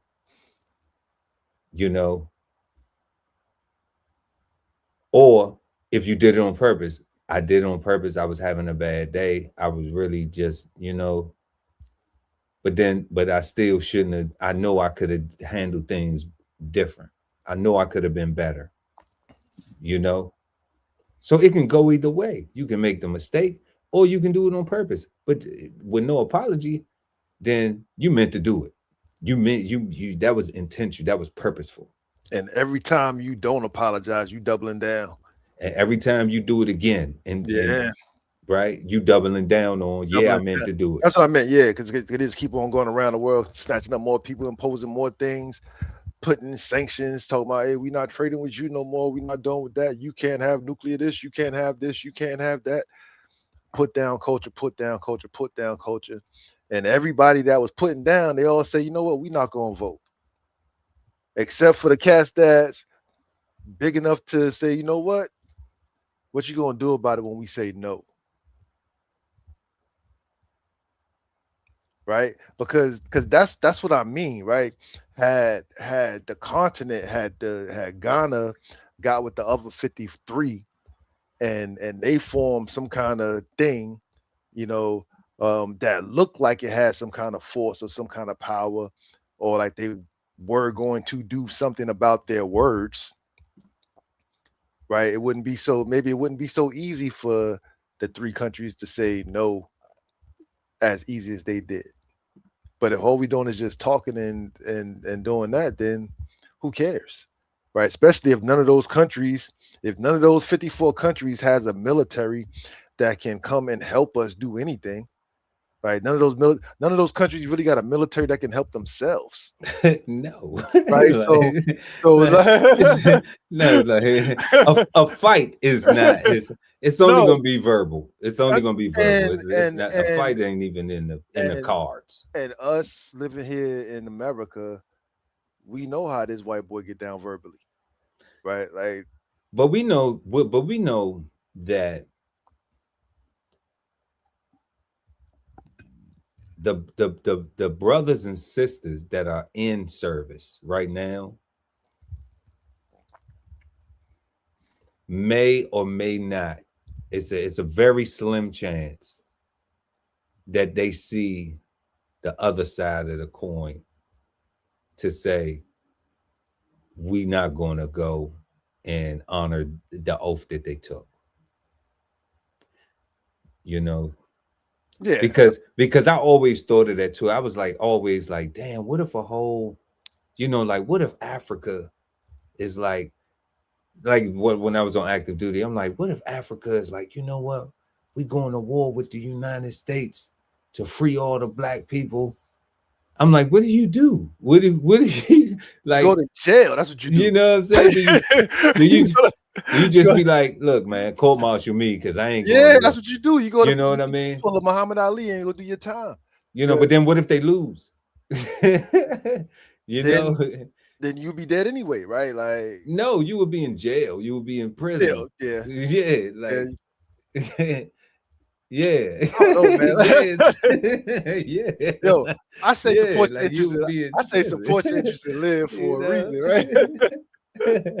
You know, like that's what I say. Because nobody over there, like I don't. It doesn't matter to me that they got the numbers and all 54 countries voted to do this. Like, I can't. Like, your vote doesn't mean anything. Like here in America, we see votes that don't matter all the time, right? Like, we got a whole electoral college, and like hell, you and me don't even agree on voting. No, we don't. We don't agree on voting, right? Like, so it's like I'm totally against it. Right? I think it's completely useless. And I'm not far off. I just think that it's the only thing that we got. So if that's all I got, I gotta use it, right? And let me say that. And let me say this. Don't work. Let me say this, guy. I think it's useless for poor people. Yeah. And I think that we know we not poor, okay? Because we've seen what poor is. Yeah. But and can consider it the American standard of what poor is. We are poorly organized. Big time. Okay. And because the way the political structure is here in America, you have to get your interests funded. Because we are poorly organized, then we don't have the resources to fund the things that we need changes, the referendums and the reforms that we want. that would be beneficial. And we see the groups that fund things, Yep. and they be thriving. Thriving. You know, they don't have the same social issues that we have. And that's why that's why I'd be like, man, we got to do something different. But let's get to the question though, guys. Let's get to the question real quick. All right. You know, we've been chopping it up for a minute. We ain't even question 2. So we need on question 2. You know, I knew it was a big topic. I knew that's why we don't have no flavor bombs tonight, y'all, because it's just a, you know, it's a traumatizing, it's a compassion thing. It is a you know, it's a near-dear subject to our heart if you're a Black person and you've been living in America, and you know, and you care anything about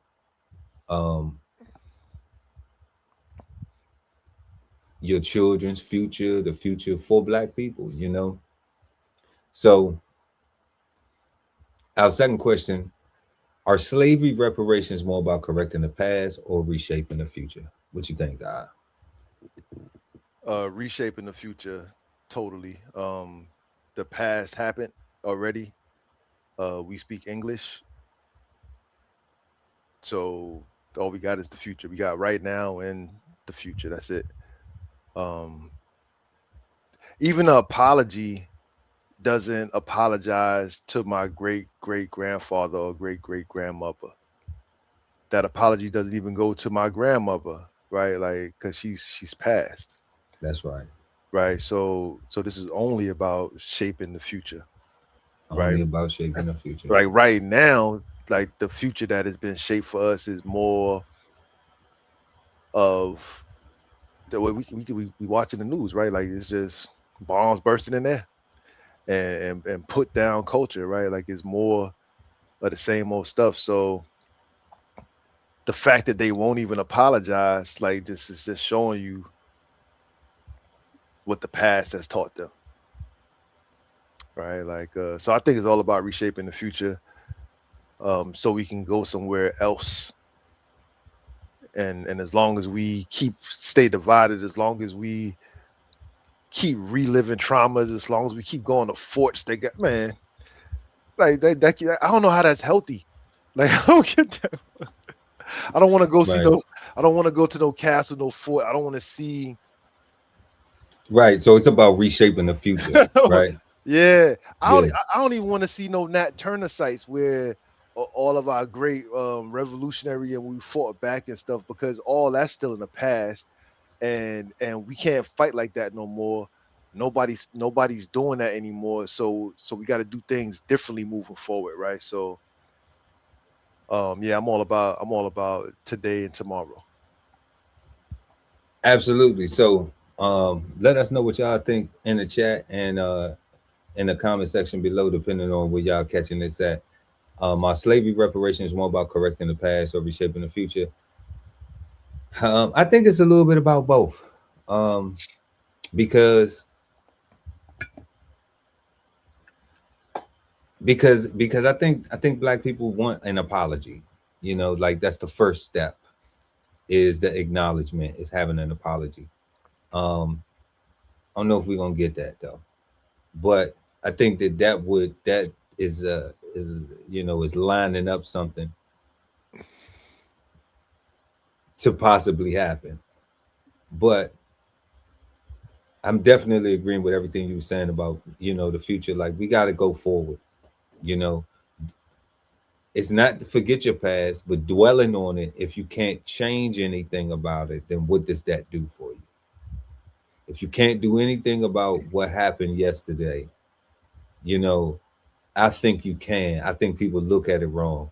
It's not that I can't do anything about what happened yesterday.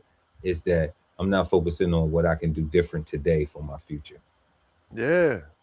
You know, and I think that part of the reparations is about that. You know, that mental repair from the traumas and things like that, to help reshape our future, you know, of how we're going to, our thinking would be going forward. But I also think that if we are not the ones, if African American peoples, descendants of slaves, the diaspora, is not the people who are cultivating that, what that reshaping curriculum looks like, then it's just asking the person who put you in slavery to give you some money and tell you how you're supposed to act going forward.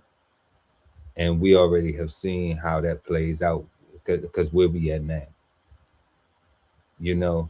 So it's just going in a circle. It won't do anything to actually help us move forward.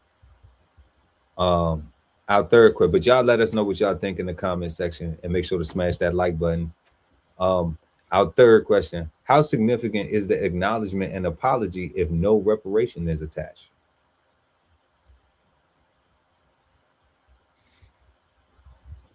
If we just get the apology and we just to get the acknowledgement, but then no form of the reparation is attached, none of the stuff that we were talking about just now that could help reshape our future. Yeah, you know, whether it's the finance, whether it's the mental, whether all that, it's everything. Yeah, right. Nah, then it's just playing in your face. It's just more playing in your face. It's just more nice words that feel good, sound nice to your ears, that to distract you from your lack of forward progress, right? Or forward momentum. Like and what they say, prayer without works is dead, right? Like you have to, amen. You have to say the words and do something different. You can't say the words and keep the same actions, right? Like that's a liar. Let's call it what it is. It's a liar. Like you're a liar. You're a liar. And actually, what you are is a habitual liar. You're a habitual liar, right? Like you know what I'm saying? Like you have to have change activities, right? Like actions got to come with it. If and we ain't even talking about a check got to come with it. Like actions got to come with that. Like something that shows or indicates sincerity, right? Something that shows or indicates that you meant this, right? Or that you mean this. That is sincere. It just can't just be. It can't be like when, like, you know. So I be seeing some of these women on these shows, where they be talking about dudes and they just have like a cavalier attitude where they nothing they do is wrong, and even if they are proven wrong, they're like, yeah, whatever, you know, it's not that bad. It's just a thing. Like it's just just throw away their stuff, right? Like they never. It's like, so what you gonna do about it? You still love me, right? You still want to hit, right? And it's almost like we're under threat, coercion, and duress. If somebody is just if they don't do something different. So yeah, I think it has to be, bro. You gotta come with actions. Gotta come with some actions. Yeah, I agree. How significant is the acknowledgement and apology if no reparation is attached? Y'all let us know what y'all think in the chat. Let's go to some of these real quick before I jump on that right quick. We got Sean Mack in the building, still rocking out with us. Our nation is weak. They can't apologize for real. Yeah, you know, but they kind of strong, bro, with all this war stuff, because they all kind of strong with the war stuff. They kind of strong with all this war stuff, you know. And then we got the money printer that just go.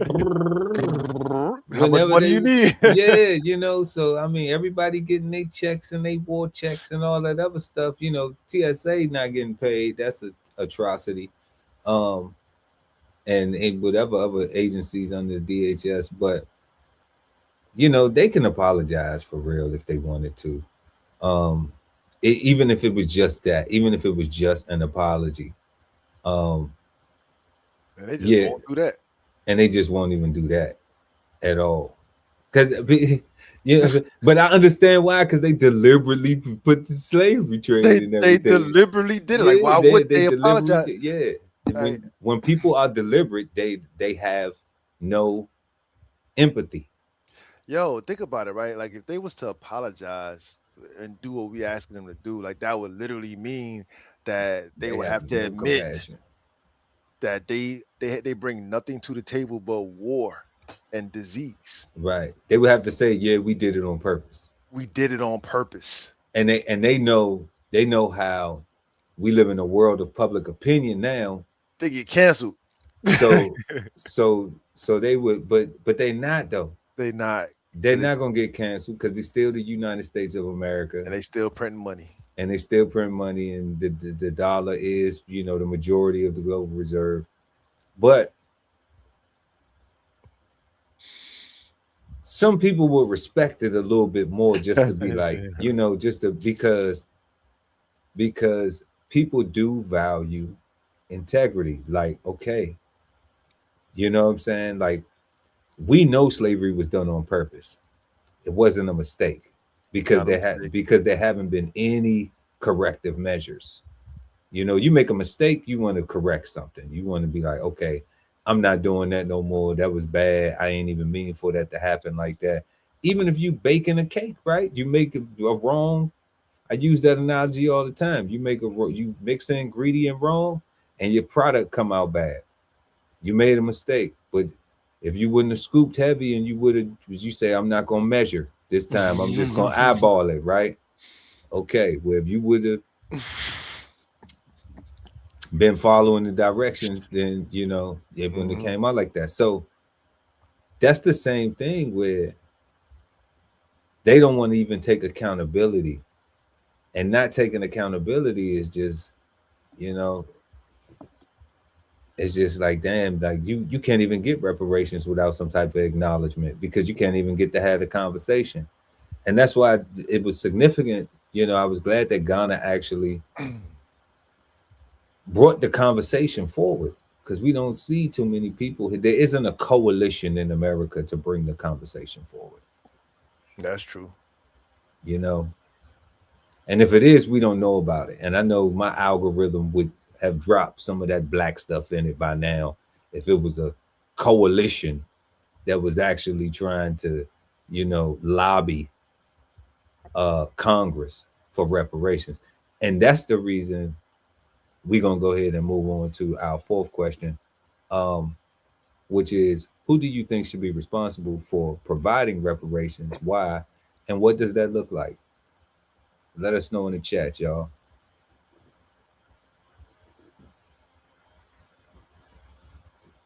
Ironically, every country that participated, all the countries that abstained, any country on a continent that shipped slaves, caught slaves, sent their prisoners to war, the Portuguese, the Spanish, the French, the Dutch, everybody that abstained are the ones that was going around. Everybody that abstained were the ones that set up the system.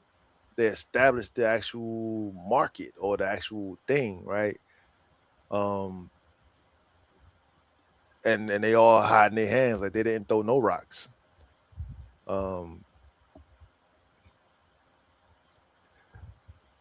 You know, it's tough, right? Because it is those countries, right? You got the Denmarks, and I don't even think it's hard. I don't think it's really that hard. I think it's literally those countries that abstained and the ones that said no, right? And I don't think there was that many African countries, so it might just be 2 or 3 that got to go on that list where they got to pay back, right? And which is probably why Ghana has taken the mantle and said we're gonna be the ones to represent all of us that did this to us. Like, maybe that's what that is all about. But I think everybody involved, right? I definitely don't think it's just an American thing, because these was colonies of England or Britain before this was America, right? And they don't get no pass. Do you think any country with slavery tourism should pay? Fucking right. Like, Any bro, country with some slavery tourism should pay, right? which in my mind, those will only be the African countries. In my mind, I can't. We got a whole African American museum. Yeah. we got stuff in South Carolina. Yo, we got stuff in North Carolina, stuff in Virginia, Jamestown, and daggone where else we at, bro? We all over the place. Florida, and Massachusetts, and I mean, we got so much stuff in. So, the only problem comes in, right, which gets funky, is we're taxpayers now. So they would be like, we have to pay our own reparations. I'm cool. Which I was about to say that. Like, if you telling me all I gotta do for my brother to get his money is to put up $10, I'm cool. Keep that thought. All right, like so yeah. Keep that thought. Put up $10. All right, like I'm with that. But that's because that's what I think is the narrative. Because every time I see questions like this, I usually see it a different way. Like, who do you think should get the money? Is what I normally see. Yeah, now we're not doing that because you think everybody should get the money. so that's what we think, but it turns into a fight of lines being delineated, and I'm breaking the curse. I'm breaking that. Like, that's stupid. That would mean that's standing in front of the building and they saying, come get your money. And now we standing out there fighting, trying to figure out who's gonna be in line first. Correct. Like, nah, like everybody line up and go. Correct. Everybody line like, nah, I'm just gonna organize the line. Nah, come on, y'all, everybody get in line. You gonna get yours. We gotta do it one at a time.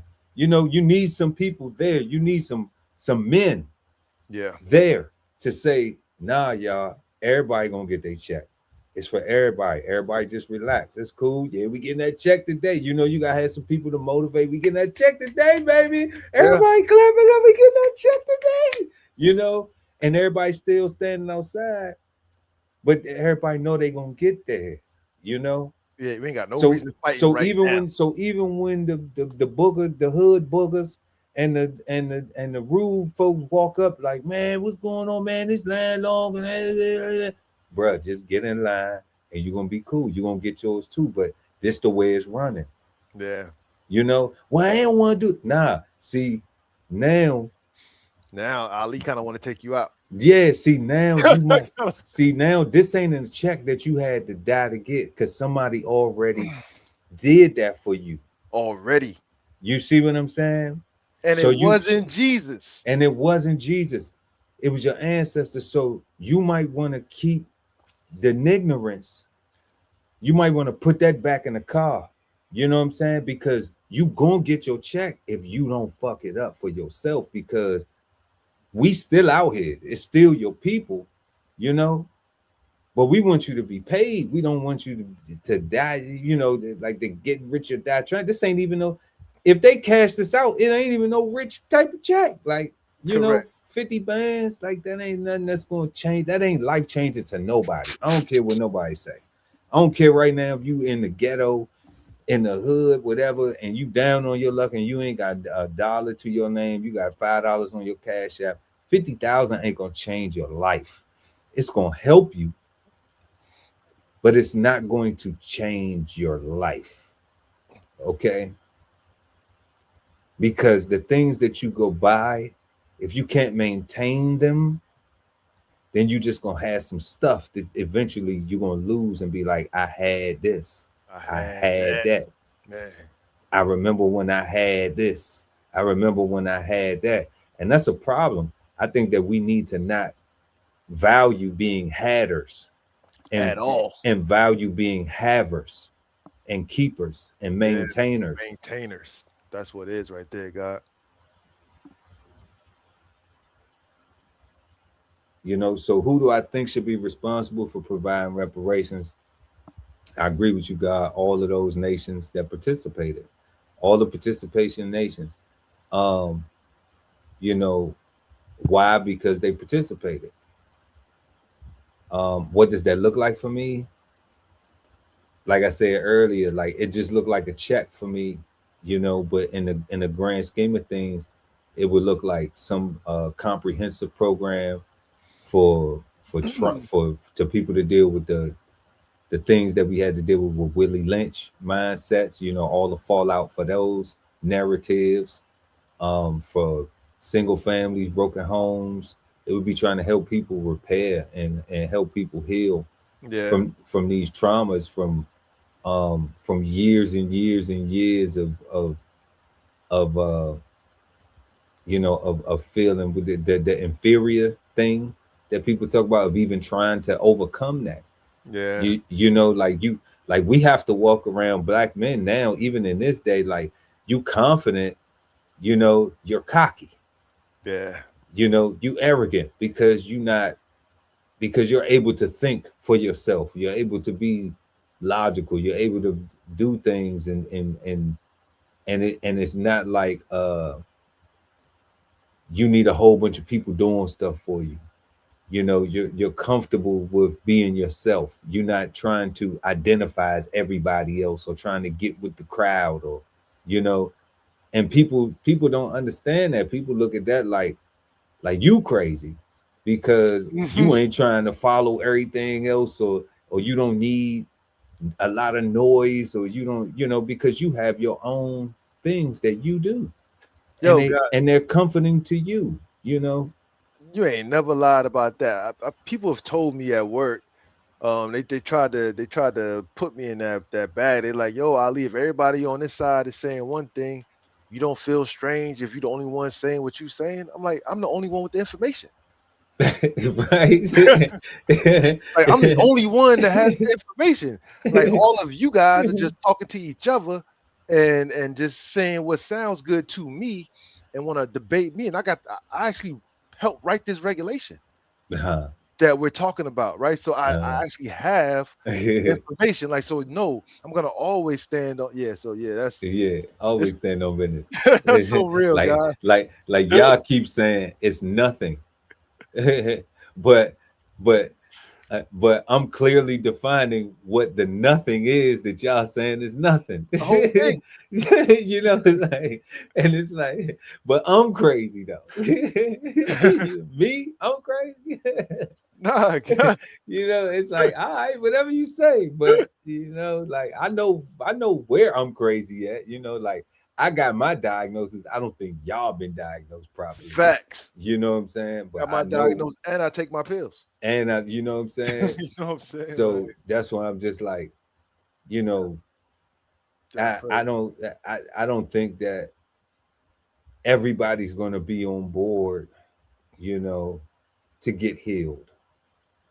So, And you know, I don't even think everybody is like everybody don't do everything anyway.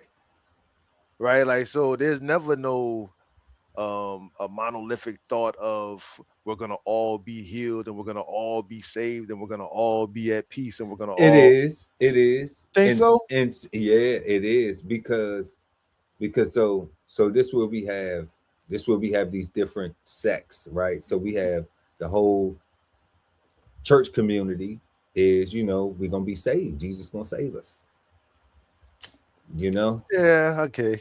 So we're gonna be healed, you know, Jesus gonna Yeah, save us. Jesus gonna Amen. save us. Amen. Amen. Yeah. All right. So that you have that, then you have the Muslim mindset, you know, that is the, well, let me not say Muslim, let me say Islam. Hmm. Okay. Then you have that mindset where there is a lot of logic in that, and a lot of accountability for your actions. It's not so much of except for when it comes to the extreme, like when it's like we'll blow some shit up Yeah, the for jihadists. Allah. Yeah, you Yeah. know. All right. Then you have people on demon time where they purposely, we have a culture now where people want attention and they don't care if they get negative attention or positive attention. They just want attention. So that's dangerous, Very dangerous. you know. because you could be seeking attention from the wrong place and get hurt, you Or get know, other people hurt. or get other people hurt. But because they think it's cool or funny or clever, you know what I'm saying? Like they don't know that they could be, you know, putting themselves in danger. And this is something that's being taught, like through watching these shows, these reality TV shows that people are so engulfed in, because there's so much drama. That's how they sell it. That's how they keep people. They get people addicted to ratchet, illogical behavior. You know, so then That just crazy. like The shit that hurt you. yeah, like nothing that helps you become a better version of yourself. You might get more stuff, have some more makeup on, have some better clothes on, you know. But I always say, like, you can dip a turd in solid gold, and when you crack it open, it's still gonna be a piece of shit. You know, but it's gonna shine on the outside though. Yeah. Just don't crack it open. Just don't crack it open. You know, but what value is that though? Because to the core is where to your essence, you know, is where things, you know, manifest. So, you know, what does it look like? I know it looked like me getting a check. I know it looked like the guy getting a check. Does it look like, hey, you know, want to invest, do some things. We're gonna do something with the money. We're gonna figure out how to do something to make some more money. You know, that's how it looks like, you know, in my opinion of it. But who should be responsible for all the countries that had something to do with it? And that's why, you know, because they had something to do with it. They benefited, they profited. Yeah. You know, the people that made the laws to make it legal. That's who should be responsible for it. The people who have made who said, hey, we made the laws. It wasn't illegal when we did it. Hey, whoever was at the Berlin conference gotta pay. Hey, I don't know the date when it happened or when it got done. There was like 1833 or something like that. I don't know. I think it was way before then. I think so too. I think it was way before then. You know, because Columbus was 14 something, right? 92. Columbus sailed the ocean blue. 1492. Columbus sailed the ocean blue. Is that right? Yeah, that's right. Yeah. So I mean, we talking about ain't no 18. We talking about 14. Yeah, that's when it started, right? Yeah, bro. Because Missouri. The state of Missouri was the last one to come out of the slavery thing, and that was 1900 and something. Ain't that crazy? Damn. Yeah, God. Okay. And we was born in the 1900s. That's crazy. That's crazy, God. We was born in the 1900s, old man. You know? So. That's crazy. Yeah, God. So, you know, it's not new. You know, this is not we're not 400 years removed from slavery. Nah, so God, you know, as a people, we're not. You know, when you look at it, I would say we probably only about 30, 40 years removed from it. And the effects, shit. The effects we not removed at all. At all. Like the effects. Because I was just thinking, like, so my great grandfather was a sharecropper. Like my grandmother's father, like he was. So we say farmer, but we know what was back in those days, right? Like, those that were slaves, definitely. All right. You know, I don't have no Hines behind my name, so it's not like we from a big. From the catch-up people, you ain't one of them boys from off the Hines plantation. You ain't one of them boys from off the Hines plantation. You know, so yeah, nah, son. Yeah, nah, they gotta pay, bro. Like everybody's responsible. And you're right though. It only looks like a check, to be completely fair and honest, because. At this stage in my life, I'm not one of these young people trying to figure out my life. Like I know who I am. Yeah, I wouldn't even know how to measure it any other way. Yeah. Like I know I'm not perfect. You know, Yeah, I've been stopped smelling my own cologne and all that other foolishness. You know, yeah, I done been through all that. So, you know, I'm able to have humility, to have empathy, to have compassion, you know. So it's only a check for me, yeah. you know, because because if I don't get it, I still gotta have the lifestyle that I want to have and enjoy, and so I have to work to do that. Don't nobody else do that for me. Because I'm responsible for that anyway. Who else gonna do it? Who else want to see Pearl live the way Pearl live? Who else want to see Pearl live the way Pearl live? You know what I'm saying? I think a lot of people think that we want to see each other do better. Like, nah, so you gotta want to see yourself do the best. Because I can kind of almost care less because I got my own thing I got going on over here that I gotta focus on, right? So yeah. God, people hate on you because they don't know how you living. You know what I'm saying? Because they don't know how you living, or because they only see a little bit, and it ain't how they think you should be doing. You know what I'm saying? So like it's and Tupac said it. You know, that's why I still love my hip hop, man. Pac said, you know, and what I found out is he was right. He said, niggas are gonna hate you for whatever you do. Niggas are gonna hate you for whatever you do, you know. But that's how I know that there's a difference. You know, we had that movie, Malcolm X, where, and shout out to Malcolm X, where it says, what's the difference between a black man and a nigga? And then Malcolm X said, you know, only a nigga will answer that question. Okay.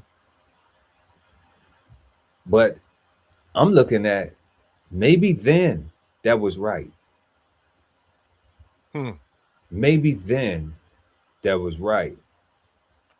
That only a nigga will answer that question. But what I get from that is that only a person that doesn't know the difference would even ask the question in the first place. Okay. Yeah. Only the person who don't know the difference. So, which is probably what the guy meant in his response. Right. You know, so we know. And that's why I say, like, yeah, I could tell somebody I'm not your nigga. You know, that's why I could say I'm not offended. Okay. But it's disrespectful. It's completely disrespectful, and we should not do that to each other. Okay, we should value each other more. If a person being respectful towards you, then you should go out your way to be respectful back. It should be reciprocated. But when we want to be niggas towards each other, how do we progress? How do we do that? How do we become on an equal playing field if one of us wants to treat each other like an oppressor?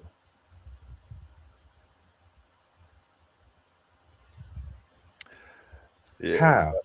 Now there's no how. How? Like how do we do that? How is one person it's either fight or flight, right?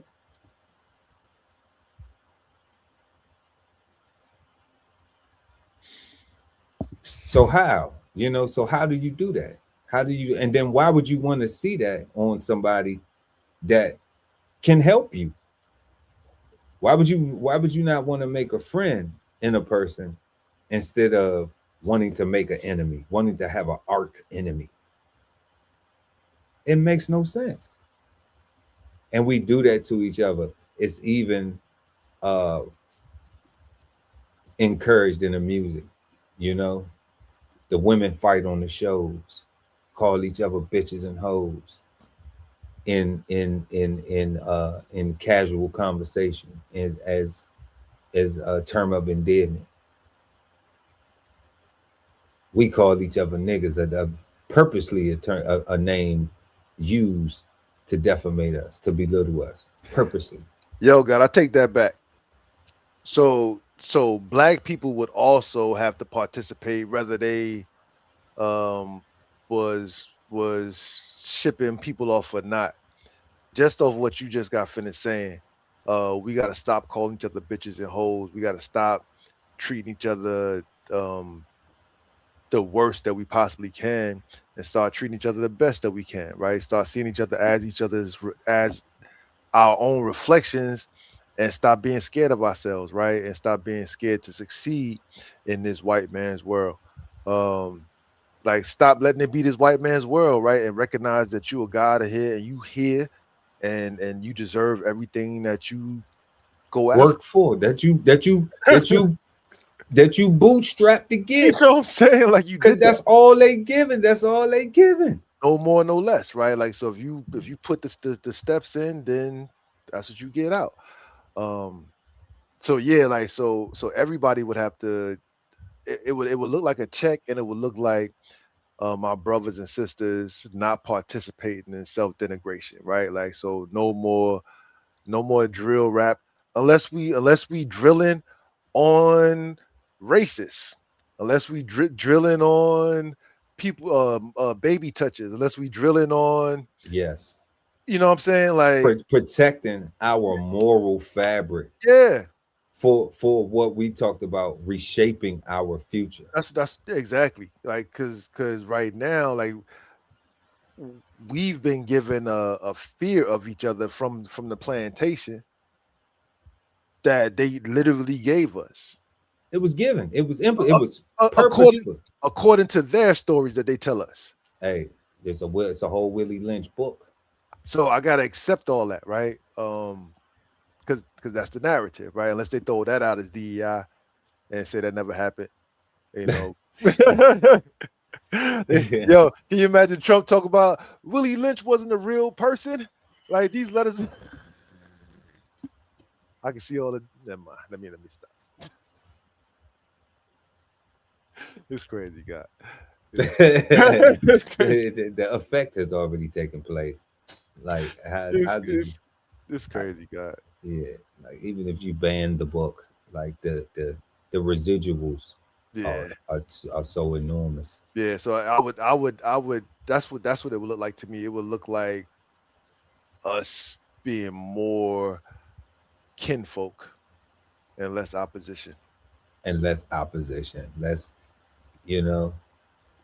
But I think younger people get a kick off having an op, you know. Like I think that they think that it's so important to have a component of drama in their life.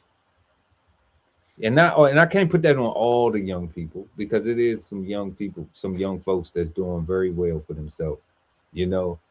But I think we have a problem within the Black culture, in the Black community, where people think that this is a cool thing and is glorified, and it is causing us to have young people, young Black men and women, lose their lives at such an alarming rate that it's almost like, you know, when I look at how many of us it is, and then I look at all these murders and all this stuff, look at the news from Chicago, LA, DC, Houston, all these places, Florida, where they shooting and killing and doing all this. And then you have the other stuff, the other foolishness, the you know, it's like, And let's not miss all the self harm. that's what I'm talking about. That's the self-harm. Right. That's it. Like there's so much of that is, I guess it's not Black on Black crime because it's one-on-one, but like that's a symptom of all this. I believe so. Right. Like you can't find no ways out. You can't find no wins nowhere you look. Right. And yeah, that's a symptom. Right. And it's definitely a symptom when a person doesn't find, you know, feels like they don't see any wins for themselves, but they look at you and they think you win it, and now they jealous or envious of it, you know. And now they plotting against you. And now they plotting against you because they don't, because you don't necessarily flaunt your wins in front of them, but they also don't see you struggle. Correct. Which means you always winning to them. Yeah. You know, you could be a person who don't flaunt your wins at all. Like, you know, like I go on trips and stuff like that, and I don't post it on social media. Like I'm enjoying the level of privacy that I can now. You know. Yeah. I mean, hey, if one of these podcasts do, you know, we hit some views and stuff like that, like Chef Earl Pearl could be anywhere. Hey, Chef Earl Pearl, so that goes out the window.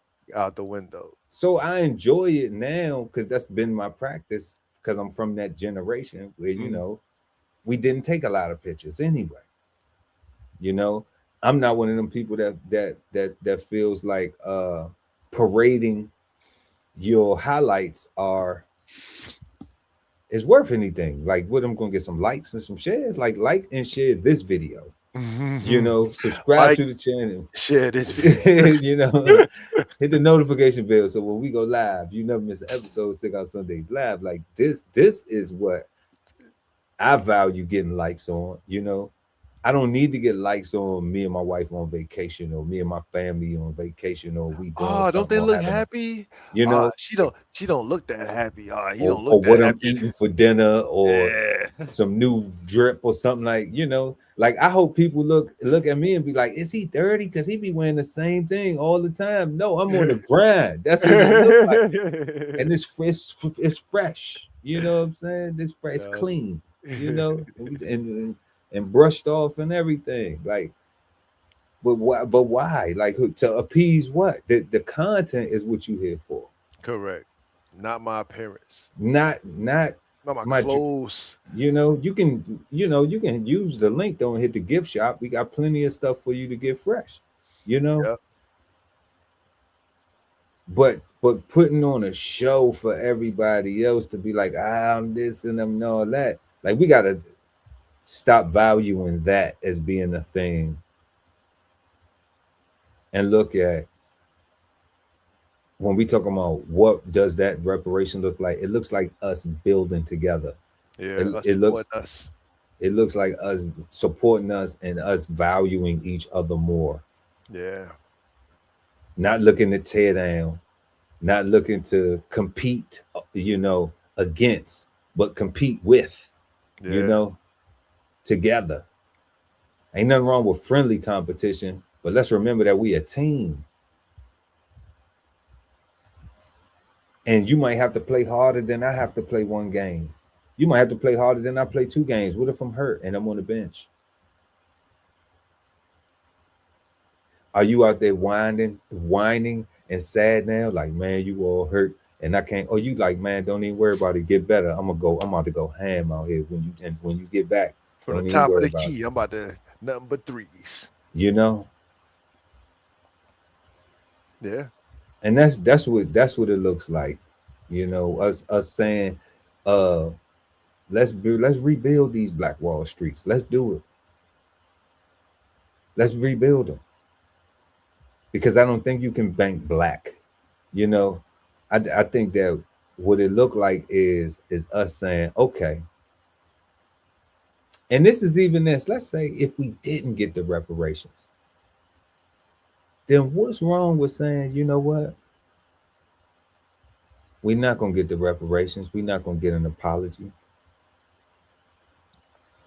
Then let's do this. Let's try something that we haven't done before. We done marched. We done shouted. We done protested. We done twerked. We done twerked.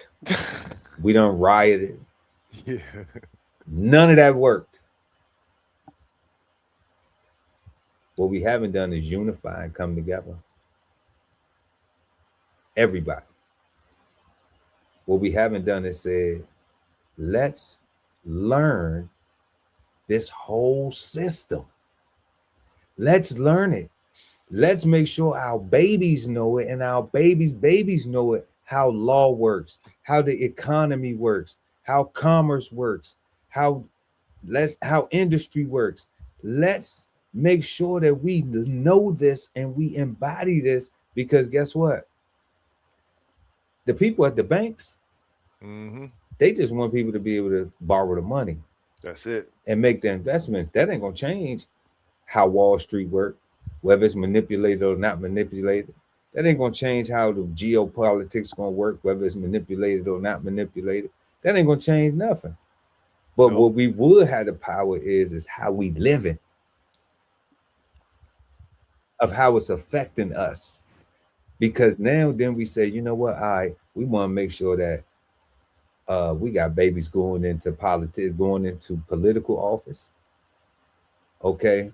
We making sure that you're not just going to go get a political science degree to come home and can't get no job. And you just did that because nobody forced you to have direction before you went to college. And then you went to college, got all this debt, and got a degree that you can't do shit with because you don't desire to be a politician. And that's diabolical. Okay. But then there was nobody there that, oh, we're gonna let you figure it out. When the wealthy people don't do that, you're gonna play this instrument, you're gonna do this, you're gonna do that, you're gonna do this. It's mapped out. It's mapped out, whether you like it or not. Whether you like it or not, is trust me, you're gonna appreciate it. It's called culture. At the end, you know. At the end, right? At the end, you're gonna appreciate it. When you become an adult and you had all these things and this structure and this the way it was, then you'll be like, damn, now I see why. Because you're gonna have peers and you're gonna have other people that didn't have it, and you're gonna be in a better place than them in life, living life. I ain't saying you're gonna be better than them on that minimal thinking.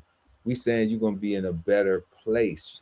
You're gonna be able to sustain better. You're gonna have different things, you know, that other people won't have, and you're gonna still receive the hate because, like Pac said, niggas gonna hate you for whatever you do, but you're gonna have some black people who gonna congratulate you, and support you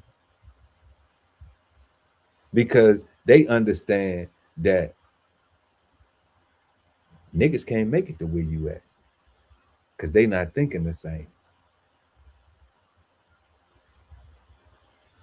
And that's the difference. It's a time and a place for everything. You know? So some people can be installed, right? And then some people can really be it. It's like, well, are you an owner or aren't you an owner? And if you're an owner, then you need to take ownership and you need to act like it.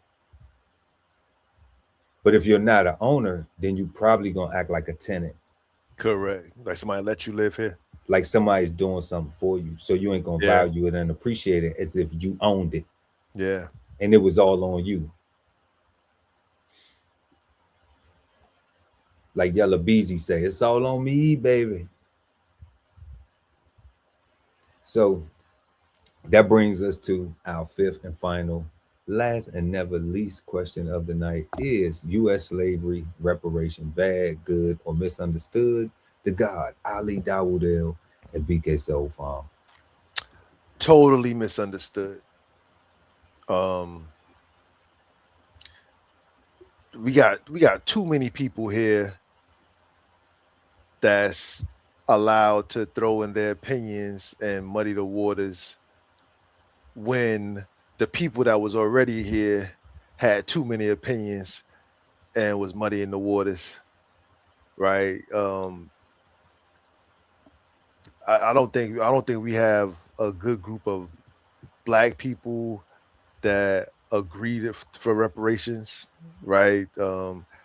I don't even think we have a good group of black people that think we all came from Africa or any of this stuff. Like we don't even agree on the story, right? So it's hard to say that we need something if we still got brothers and sisters that's fighting against us saying no, we don't. They got a whole nother narrative that you have to fight against, and the convenient white man, because like, oh, I thought you guys was Moors, and I didn't know you guys, you know, there's a whole bunch of extra stuff. So yeah, I think it's misunderstood. I think is a distraction that's allowed to get played, because once you start actually talk about real things, like we talked about today, who takes blame. I think that net is so wide that everybody's saying not it,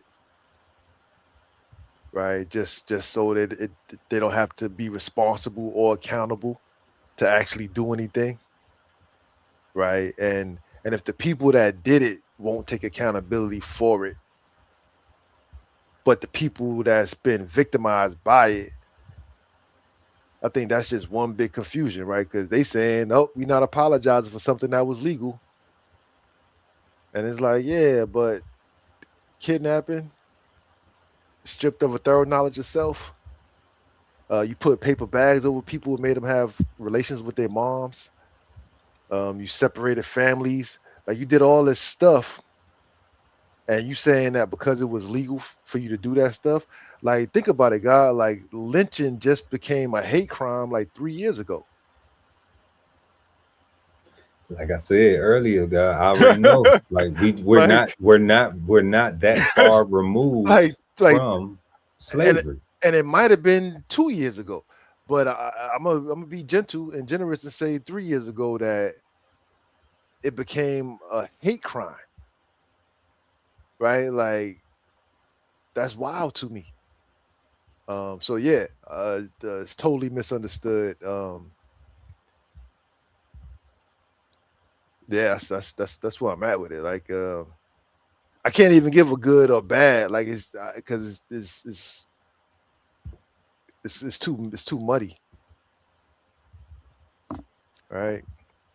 People won't agree with the 50,000 versus no, I want 50 million, right? Like Cass gonna want some astronomical made up number just so they cannot get it in. Like I don't know, it's just weird, bro. Like I think it's one of those things that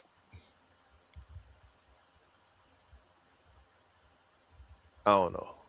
It's definitely misunderstood. That's why I'm at with it. It's definitely misunderstood. Man, I think to actually get the check would be good.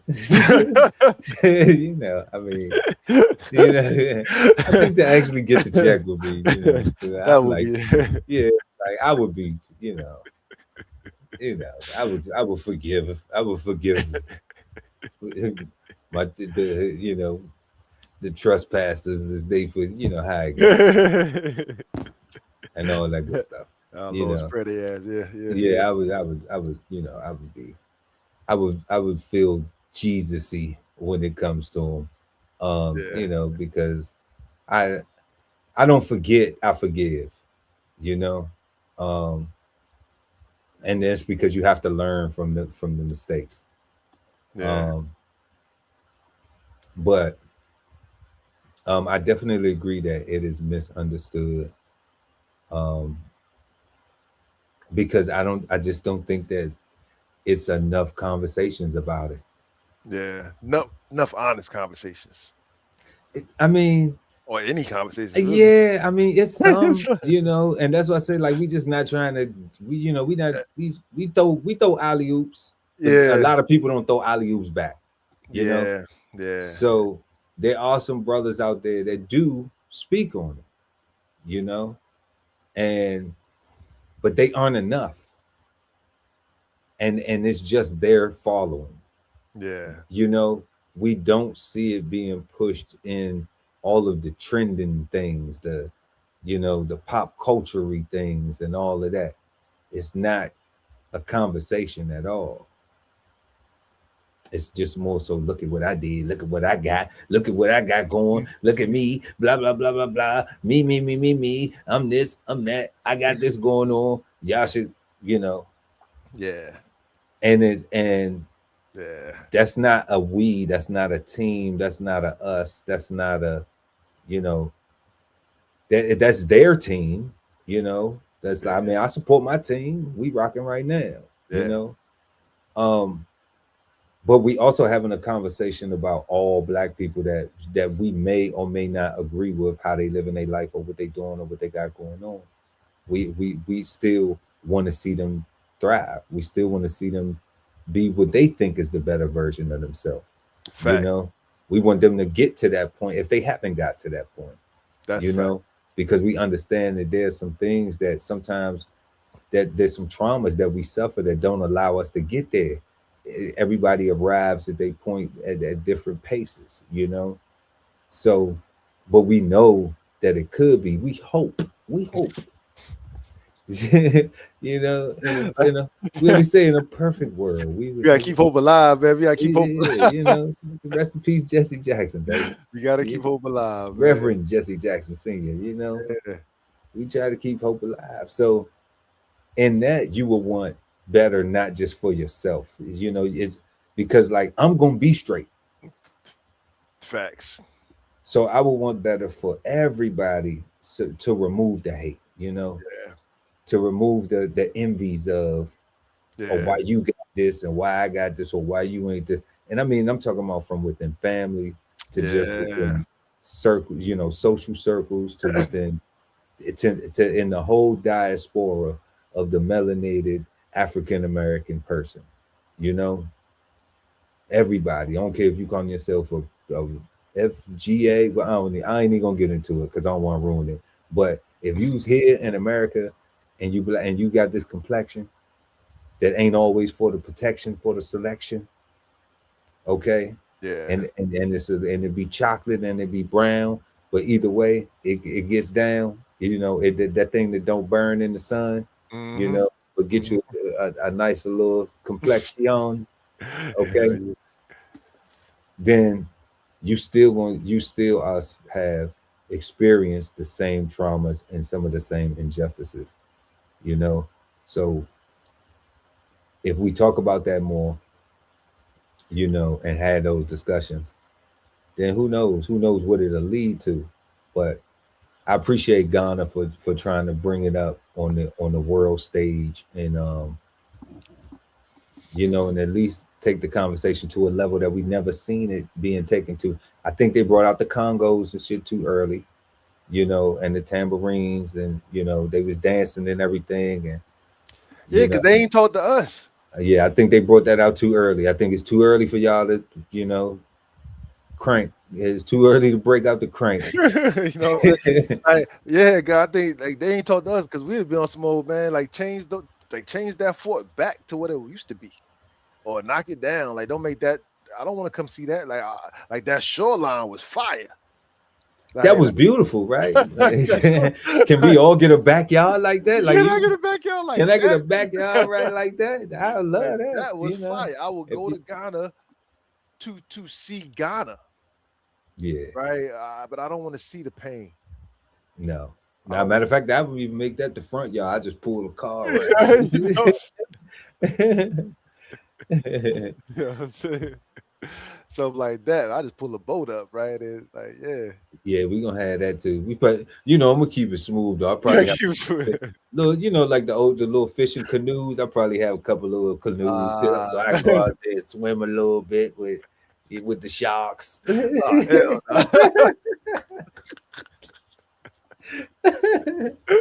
yeah, because you know the coast of Africa, baby, they got them sharks in the water. Yeah, they do. They ain't playing, you know. Damn, that took all the beauty away. You just said that shit, God. Like, fuck that. You just said that shit, God. Yo, that's why I'm like, that's why I'm like a little canoe that helped me a little bit, just like a fish, and that's it. And for real, I'm cool just casting my line. They do got the sharks out there, like something serious. Yeah, you know. But in all honesty, you know how innovative we are. You know, we might even dredge a water line and then have a little safe beach, a little safe area right there with the ocean water coming in, and even have some aquatic life where you block it off so you have some saltwater fish. That's kind of like a tank that, you know, like, bro, you know, so like we gonna take doable, guys. You know, take some ocean water, run a little pump, boom, have your little saltwater tank. You can have all types of stuff up in there, you know. So, and it's coming right off the ocean. Ain't that something coming right off the ocean? Got a Yeah. saltwater tank with the food in it, man. Come on, with some with some fish stock, you Yeah. know. So Ghana ain't off the table, but they just ain't talking right. Now the slave forts is off the table. Yeah, but no, That's no. off the table. No. I'm not doing that. No. Now I go on a safari in Ghana before I would go see that crap. I do all of that. I do everything Ghanaian except for Yeah, I'll go. You know, I'll put on the costume as the lion or the cheetah and go lay down next to. I ain't doing that shit even. Is that AI? It's got to be AI. You seen them joints where they hop out it's like a person in a suit and they hop out of like a little safari truck and they lay down next to the lions or they lay down next to the cheetahs or something, or the hyena. They put on like it has got to be AI. No, I did see that. No, I thought that was all AI. I didn't think that was real at all. And then the animals come up to them and hug them. I'm like, man, they smell that you are a human. They know what human meat smell like, you know. Yeah, it's all AI. But I'm like, I would try that before I would go to the slave forts, though. Like, not for nothing, you know. Even though I know that's not real. But let's check out some of these comments real quick before we go. All right, so we got Sean McCray, 4725, been rocking with us the whole night. We appreciate you, family. We need to make a list of what we mad about so we can collectively come together on our issues. That would be cool. That would be cool, but I think everybody got a lot of mad stuff that they mad about, and I would say maybe let's make the list about what we can agree on instead of what we mad about, because everybody's issue is going to be different about what they mad about. Yo, God, I think we get to agreeing once we agree to be mad about something. Once we agree to be mad about something, like when he just wrote that, I started thinking like I think that's the one thing we can agree on, to be mad. But I think he also states specifically of what we mad about, indicating that is differences. Because like, okay, we having this conversation tonight saying we ain't gonna turn down nothing but our collar. We understand that there has been atrocities and the reparations, or wouldn't have never got to the UN for them to have this conversation. Facts. But it's a lot of people that don't think the reparations, you know, we've heard these conversations. It's people who think that, you know, reparations shouldn't be paid. Why is that a thing? You know, and we're not talking about non-descendants of slaves. We talking about our kinfolk. Yeah. We talking about the skin folk that might not be kinfolk. Yeah. So we're seeing this, and they could be mad about something else. They could be mad because we look like beggars. Well, why y'all begging? Like, nah, I'm bootstrapping. I ain't begging for nothing. Yeah, why you? Nah, they be like, why you ain't pull yourself up by your bootstraps? Like, nah, I've been doing that. Yeah, I've been doing that. Yeah, I got several pairs. I got I got boondockers. Yeah, they are. Yeah, I got them too. Yeah, I got boondockers too. I can polish. I can put some polish on them too. You know what I'm saying? Like, so we definitely got the bootstraps together. But I do think that the list of mad things, you know, is going to be so different. And it's like, okay, well, what can we agree on? Yo, and I think we agree.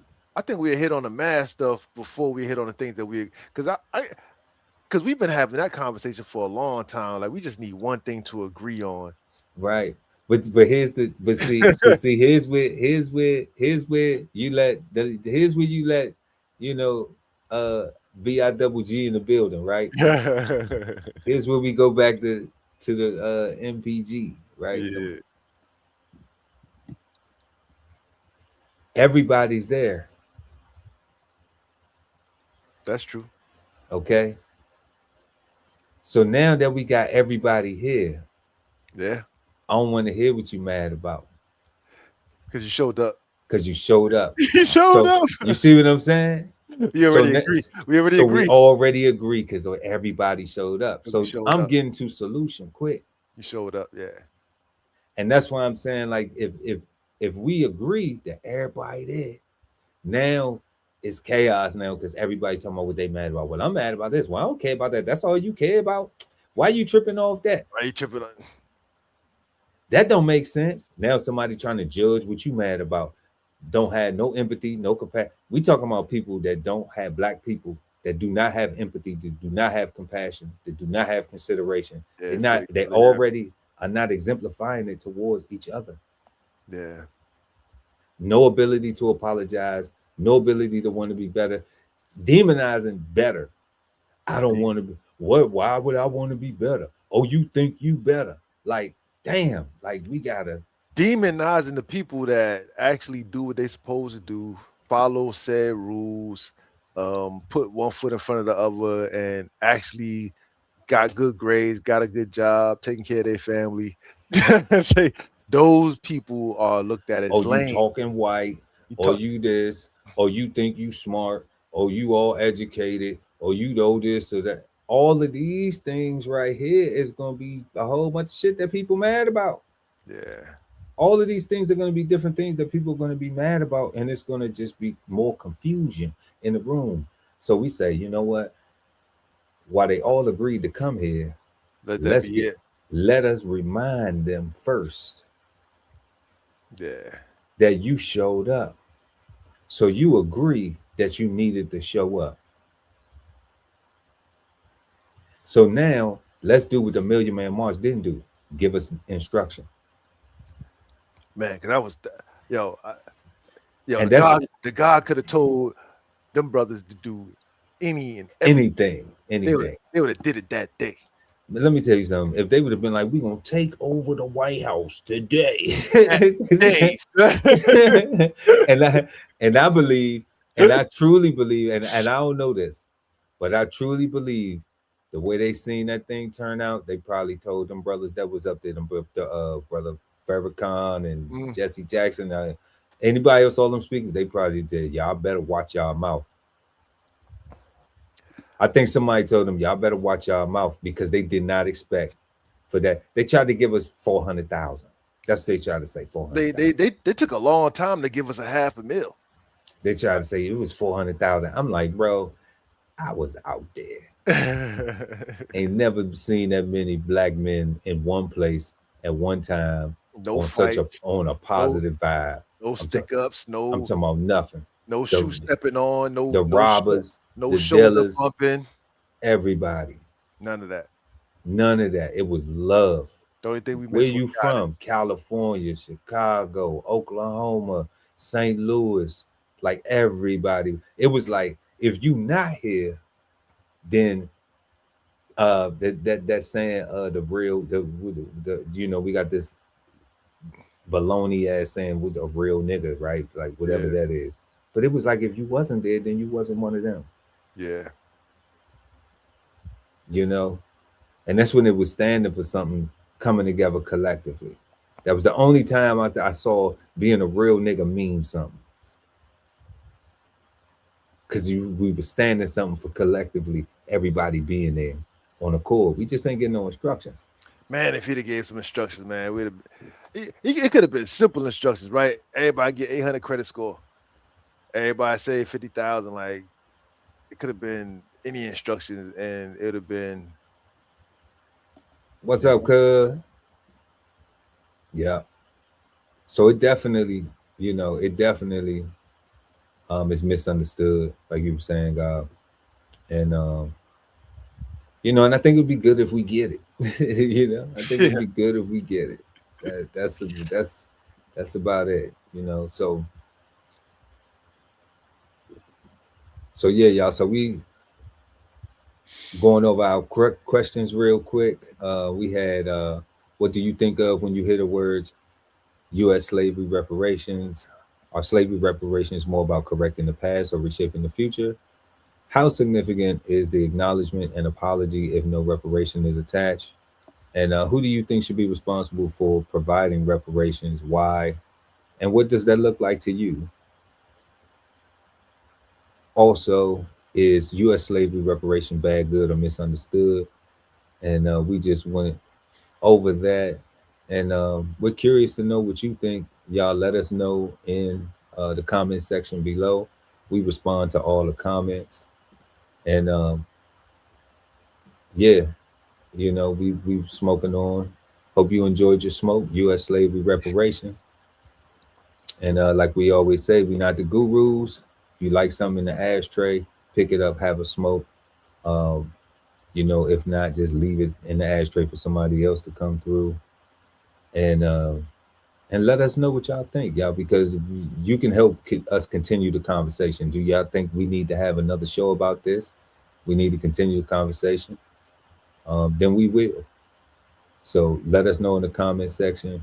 Don't forget to smash that like button, like we always say. Smash that like button. Don't forget to check out www.bksoulfarm.com. Pick up your copy of 1016-160 Self-Sustainability by the guy Ali Dawood El. And don't forget to subscribe, y'all. Subscribe to DBCHEFTV and put your name in the hat to win $100. We're gonna do another drawing the third Sunday of April, and then it's gonna be another one on the third Sunday of May, and the third Sunday of June, and the third Sunday of July, and the third Sunday of the next month. I can't remember which one it is because my brain don't work that far sometimes. Either way, we're gonna be consistent. Either way, we gonna pay you. We gonna get you paid. Okay, we're gonna get you. We got smooth $100 for that smooth support. Yeah, all right. So sometimes you got to pay to play, right? But you know, ain't no big deal though. We just sharing the love. We appreciate y'all, and you know, don't forget links in the description for merch, BK Soul Farm merch, DB Chef TV merch. You know, the money's tight, it's all right. Just smash that like button. Everybody have a peaceful, positive, and productive rest of your week. Have a safe Easter Sunday, but we're gonna see y'all back on Easter Sunday. All right, right here, Cigar Sundays, 8 p.m. East Coast time. Chef Earl Pearl at DB Chef TV, and the guy Ali Dawood El at BK Soul Farm. And yeah, we the Cigarden Panel. So until next time, peace, God. Peace, God. This whole publication is all about going from nowhere to somewhere, right? Being able to stand on something so that you can travel in peace, right? So bksoulfarm.com, 1016-160 Self-Sustainability.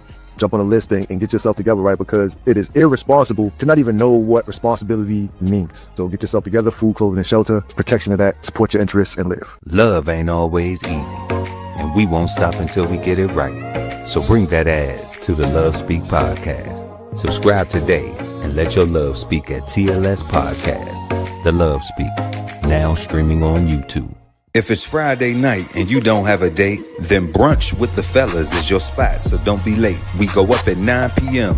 with the trending topic news. Smash the like, comment, subscribe, and share the content. Don't be rude at Brunch Fellas, now streaming on YouTube. You are the key to your financial freedom, so unlock your inner wealth with financial fundamentals at Bows on the Table. Subscribe today and never miss a meal at Bows Podcast. Bows on the Table, now streaming on YouTube. At the Veteran Kettle Podcast, we thank you for your service, support, and sacrifice to our country.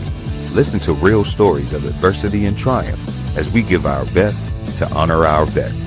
Subscribe today and watch episodes now streaming on YouTube at TVK Podcast, The Veteran Kettle. Sign up for the newsletter and shop merch and clothing at dbcheftv.com.